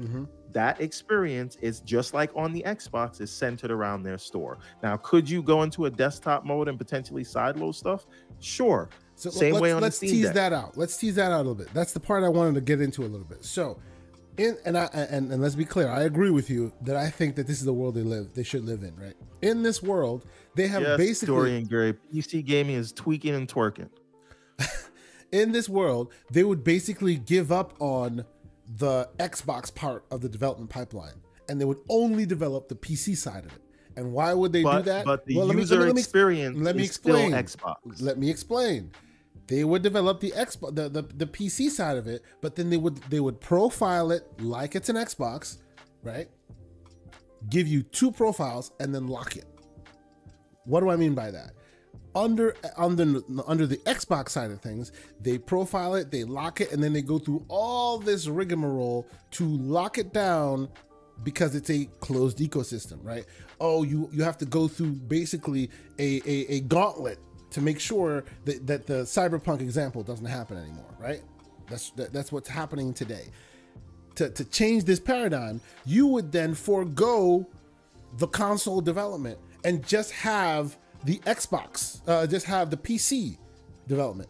But then you would create the handheld profile, which no one can change. You would create the locked in profile, which no one can change. But then for people like me or for somebody like Dorian, you can be like, look, just like Steam, you want to go in the background and turn off the smoke and turn up the ray tracing and do this and do that. Here's a button. You press it. It unlocks the profile, allows you to go and edit what you want to edit. If you screw up, you can always go back to the developer's recommended profiles, which have the mobile, the portable, the dock, right? And those are the ones that somebody like Everborn will use. And if Everborn doesn't want to go back there and play with the settings, it will always, by default, load exactly like a console would when you hit play, right? That way you don't need 2 different environments. That way you don't need an Xbox One and a PlayStation and a PC. You can just have one, and depending on what you choose to do, like Valve, right? The profile is there. You don't even have to think about it. You're playing. If you don't feel like, if you feel like editing in the background, that is your purview. That's your burden to bear. And oh, by the way, you're an enthusiast, so you buy a $500 dock that has a discrete GPU in it to give you the outsized overhead as far as GPU resources. Or you're an enthusiast, so you build a 4000 4090 that has the same user experience as my $500 Xbox. Yeah. Right. And again, in this scenario, Victor Alicine says optimizing it would be a nightmare. No, it wouldn't, because for the developer, right, they're still developing just a standard x86 game. Standard x86 game, right? And it's actually easier for them than their current environment, because in their current environment, they have the Windows side of the house where they develop for it, right? Which is great, which is fine. And then they got to go through the gauntlet that is the closed ecosystem of the consoles. This way, they develop the PC version and then they add profiles to the PC version, and that's it. No need to go through the crazy rigmarole of the console closed ecosystem.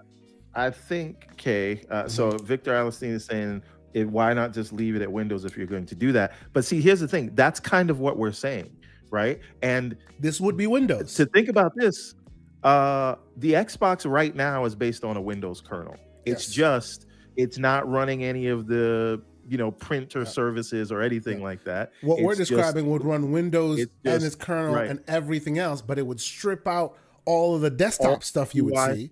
All that stuff. Now, but what we're also saying is, it would be there'd be an option to go and switch back into that desktop mode when you needed to, and that's how you would do your side loading and everything. And the beauty here is that all the games being developed for this is just them developing a game for PC. Yes. Now they can specifically target. Hang on, they can specifically target this hardware because it'll be a known commodity, just like they specifically target the Steam Deck today. But it's still PC. And what I'm saying is, if you evolve into an OS, every one of your partners selling a gaming PC is now selling an Xbox. That's right. The same OS could be running your cloud infrastructure when you can buy games and things like that there. And good luck walking away from an entire PC install base if you don't want to port a game here. And this solution would still run Steam, would still run all the other app stores. It could easily do so.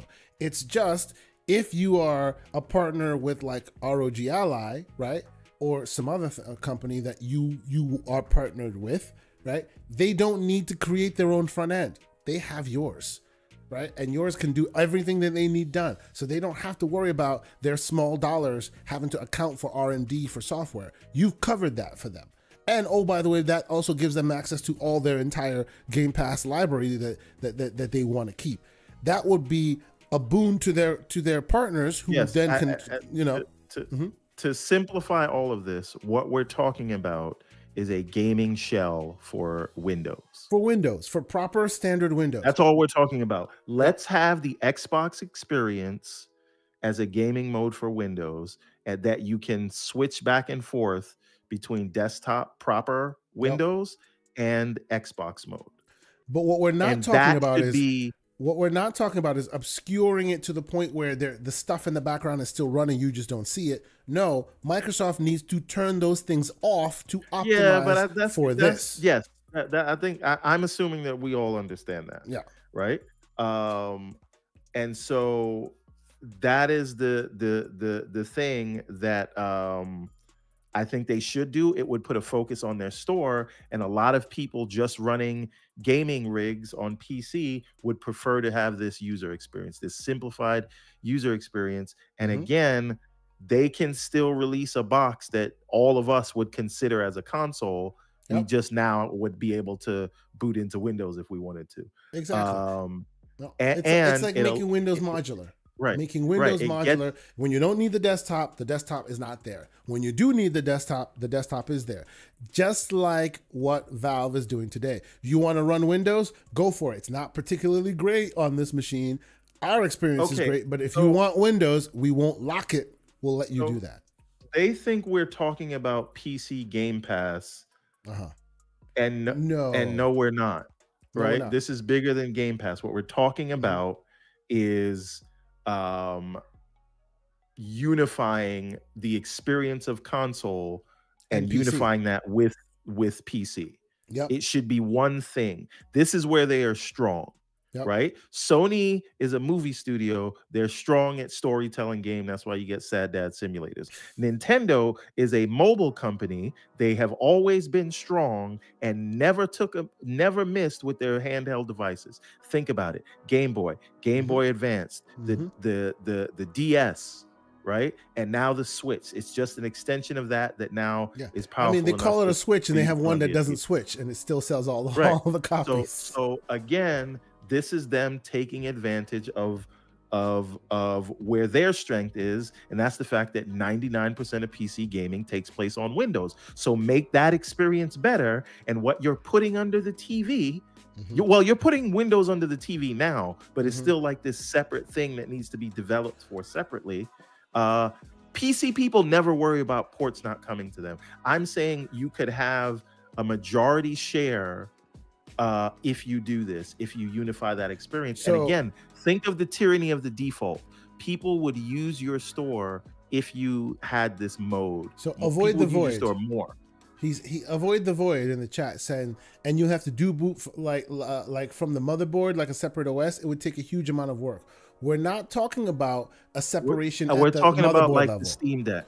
Like if you've used the Steam OS before, when you boot up Steam OS, it loads up the Steam OS and it loads straight into single user mode, which is technically full screen mode. Let's just say, right? There is a desktop there, but it won't load and you won't see it ever, right? All it does is show you your store, show you your library, all nice front end. You know, you switch through here, you never see a desktop. It's straight up Steam OS. If you want the desktop, you hit the start button, you go under, you're turning the thing off and say load desktop. At that point, it would then open and allow for the desktop mode to then be visible, and then you go into the desktop mode. This would be, and we're not saying that's exactly how Windows should work it, but this would be like you have the kernel load, and then you separate the desktop by the desktop aspect of the operating system from the single user mode aspect of the operating system, and then allow people to tap into that other one if they so choose, but only if they so choose, because letting it load up by default like that makes it too complicated for people who don't want to deal with the normal desktop parts of it, right? And this way you streamline everything. You don't have a separate path to the left for console development and a path to the right for Windows development, right? But let's be clear what we're asking here. To get this done, you would need to really do a lot of work to Windows, right? This is not what Windows does today. You would need to do a lot of work to Windows. And Lucius, I see you in the chat. He says you need to make the size of Windows would be, it would be bigger than the size of Windows. And obviously, like I'm saying, you would need to do a lot of work to Windows. You need to cut a lot out. You need to modulize some of the aspects of how Windows works, right? So it wouldn't just be your standard Windows that just boots up with your service, your services in the background that just default boots a bunch of stuff. It would just boot the single user mode, and that's it. Mr. 7-Digit says something interesting. They probably already do that at some level with dev the dev kits. Exactly. This is not new. They have done this with Windows itself. I say single user mode because that existed for a time. I think it's Windows 8, where if you wanted the cheaper version, you buy the one and then it runs a version of Windows where it only plays or works with apps that you bought in the App Store, in their Windows Store. You couldn't run regular binaries until you unlocked that single user mode, right? They called it Windows S. Right. And so the whole point here is fully embrace a singular platform and ecosystem. A singular gaming experience, both on PC and on console. If you want it to be console, we can shroud the PC side. You want it to be PC, we unlock it and you have access to all of them, right? Right. And so this is building one game. It's not building a game and then pressing a button to port it. This is actually building one game. Gotta love that lazy otaku's comment. He says, I say abolish Windows 11. Let's stick with Windows XP. I don't know your age, but that's some real graybeard energy right there, sir. Thank you. At least he didn't go with 95. Well, if we're gonna go with XP, why not go with NT? You know, but no, this is where we see things going. And he says he's 23. So you have an old soul. Wait a minute. Windows XP is older than you, I think. Like, what? You know, he's got an old soul. That means you have people living in your house that had good taste, sir. The fact that you know XP so well, that's good. Anyway, so I think we should leave it there. I think we're almost at 3 hours. I think we should leave it there. But I think this conversation will not end as we're heading closer and closer. I mean, we can talk about the MSI claw that's now in the environment that we saw. I know you don't care about it. I know you don't care about it. I just want them to fix that experience on mobile. You know what we should talk about though? What's that? Before we go, and this is to this end, right? This may have put people to sleep or whatever, but I am telling you, there is a storm coming for gaming on Windows. When SteamOS comes out, officially supported by Valve, I'm not talking about HoloOS. Yeah. That SteamOS happens, comes out, you can just be a problem. Install it on a device, and I am telling you, they don't want to take this handheld thing seriously. They don't want to take this simplified gaming experience seriously. It is going to be Jover. Yes, if they wait long enough for Valve to officially say, okay, you can drop this thing that runs in Steam in Steam Deck onto Windows, and then it runs. And I mean, it comes with Proton. It comes exactly as Microsoft, as Steam wants, like, you know, their OS. And you can put it on a beefy PC and you can put it on a hand. It is over. Microsoft is screwed at that point because now they have all the benefits of your OS and without having to run your OS. And they have the translation layer to circumvent you altogether.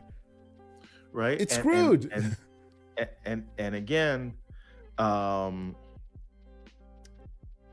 the Valve's like SteamOS would be free. Yes. Right. Versus the license. So your partners, people will build. See, here's the thing.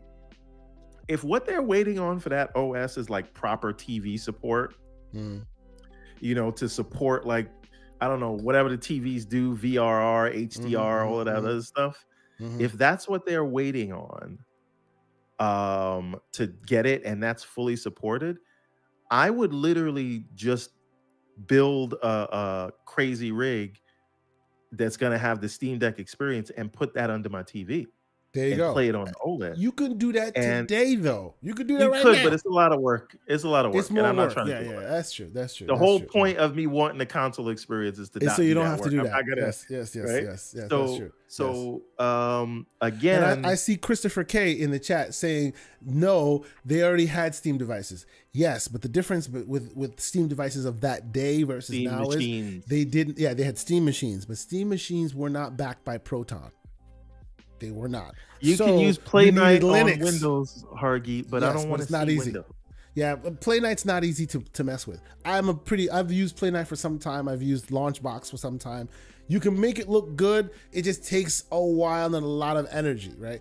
As Lucius is saying, that Proton element, that's the silver bullet. That's what Steam machines needed and didn't have. When they made that initial pitch to the consumer to go to Steam machines route, they wanted developers to build games in Linux. Ain't happening. No go. Some developers do that, but you can't expect the entire market to move that way, right? This time, they say, screw having the entire market move that way. We'll move to the market. So instead of making them come to Linux, we'll make Linux play Windows. And if you do that and make it free, Windows is screwed. Christopher K., what happens, and maybe this is not possible, but what happens when they figure out that anti-cheat stuff to get it to work on the Steam Deck? Well, hold on. The anti-cheat stuff, people, is a big misnomer. Oh, figure out. It's not that they don't want to figure it out. It's the fact that Linux is Android, right? Obviously, based on Android. Android is based on it. Linux gives you far more dynamism. You can do a lot more. And because of that, what is this software? This software is meant to stop cheating, right? In Windows, you can still do a lot more and people still circumvent things, but it's even easier to circumvent those things in Linux, right? So the cat and mouse game of how to stop cheating becomes even more difficult in Linux. That's the reason why these anti-cheat guys don't try. It's not to say that they can't make it run. They can definitely make it run.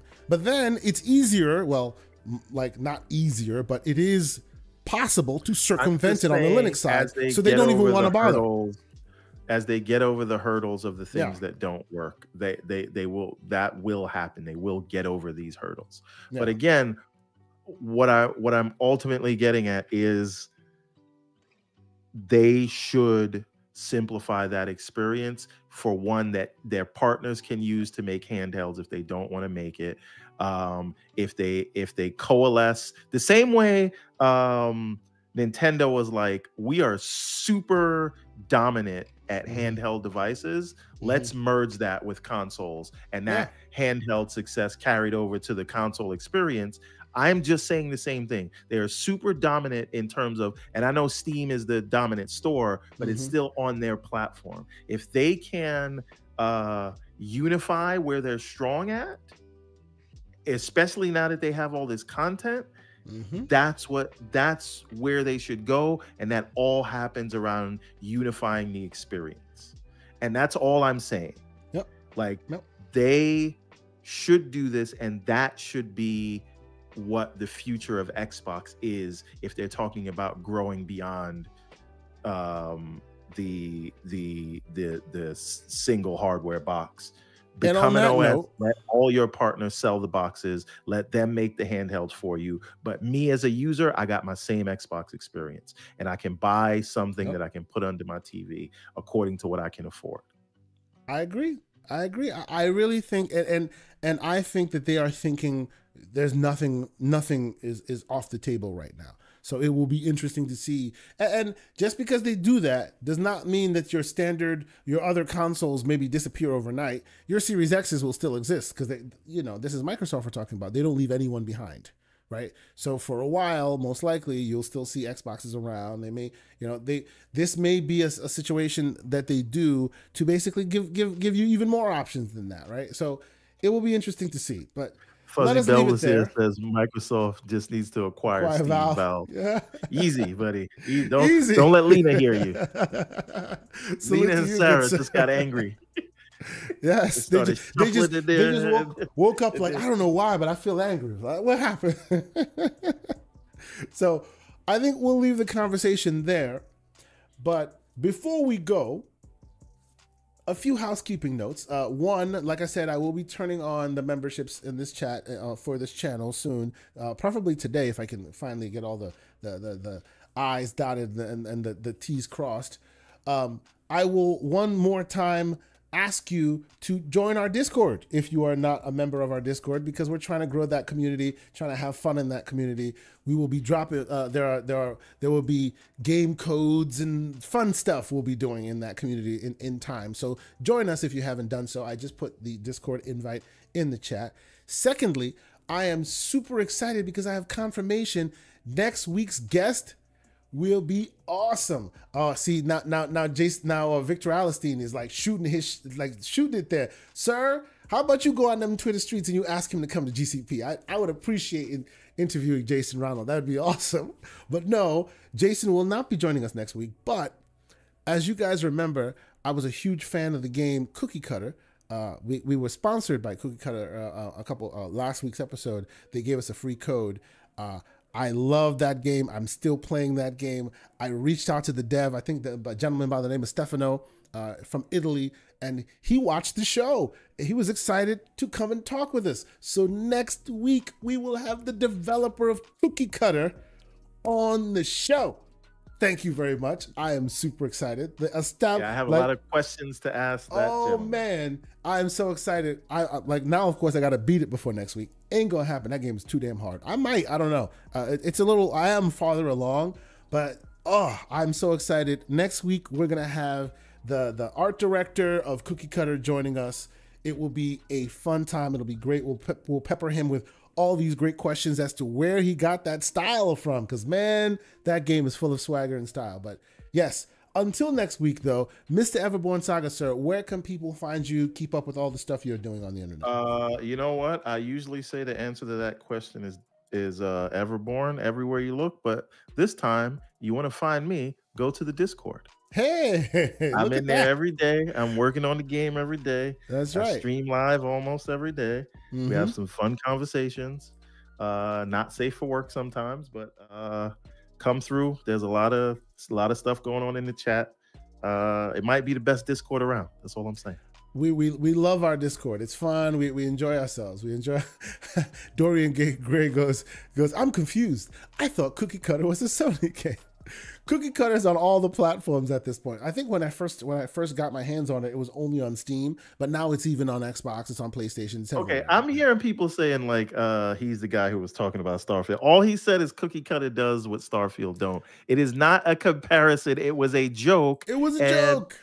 That's riding the algorithm. You mentioned Starfield, you crap on Starfield, and you get likes and views. And guess what? Everybody remembers that. Exactly. Right? And you know what? If you want to give him the business, you want to give him the smoke, when he comes, we can ask him the question. It's fine. We'll ask him the Cookie Cutter I'll tell you right now. I'll tell you right now. When the Everborn game drops, I will slander Starfield. Everybody. I need some eyeballs on the Everborn game. You know, Everborn does what Starfield don't. Like, it's not even like it's a space game, right? Like, they can joke about these things. It was a joke.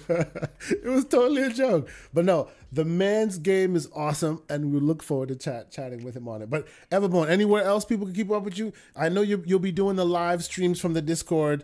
That's the main. When can we expect the books to drop? Anytime soon? I'm waiting on the final pages to be colored, and then we have to send everything to the letterer, and then we're going to set the Kickstarter up because we try to launch with the Kickstarter. So that's coming soon. I'll keep everybody posted. But what I do, if you're in the Discord, I do share pages from the new book so you can see what we're doing, what the quality is, and people can keep up with all of that. Absolutely.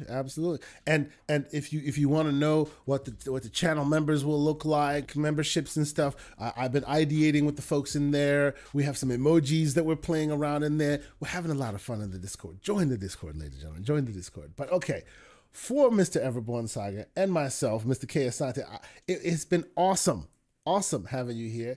Always great chatting games with all the community members. We look forward to chatting with y'all next week. Catch me Monday, myself and Mr. John Wolf, as we talk more PCMR focused stuff. Maybe we'll talk a bit more about the Claw and see what else is going on there in the world of gaming. It looks like they're finally releasing the drivers for fluid motion frames. So frame generation is coming to these handhelds. That might be a game changer. Want to play with that and see what more I can get into there, but we'll talk about that on Monday night. Until then, for myself, for Mr. Everborn Saga, I say have a great weekend. I'm sure there's a lot more gaming discussions to be had. Check out the YouTube, check out some of these great content creators, and we will see you next time. Peace. Keep it gaming.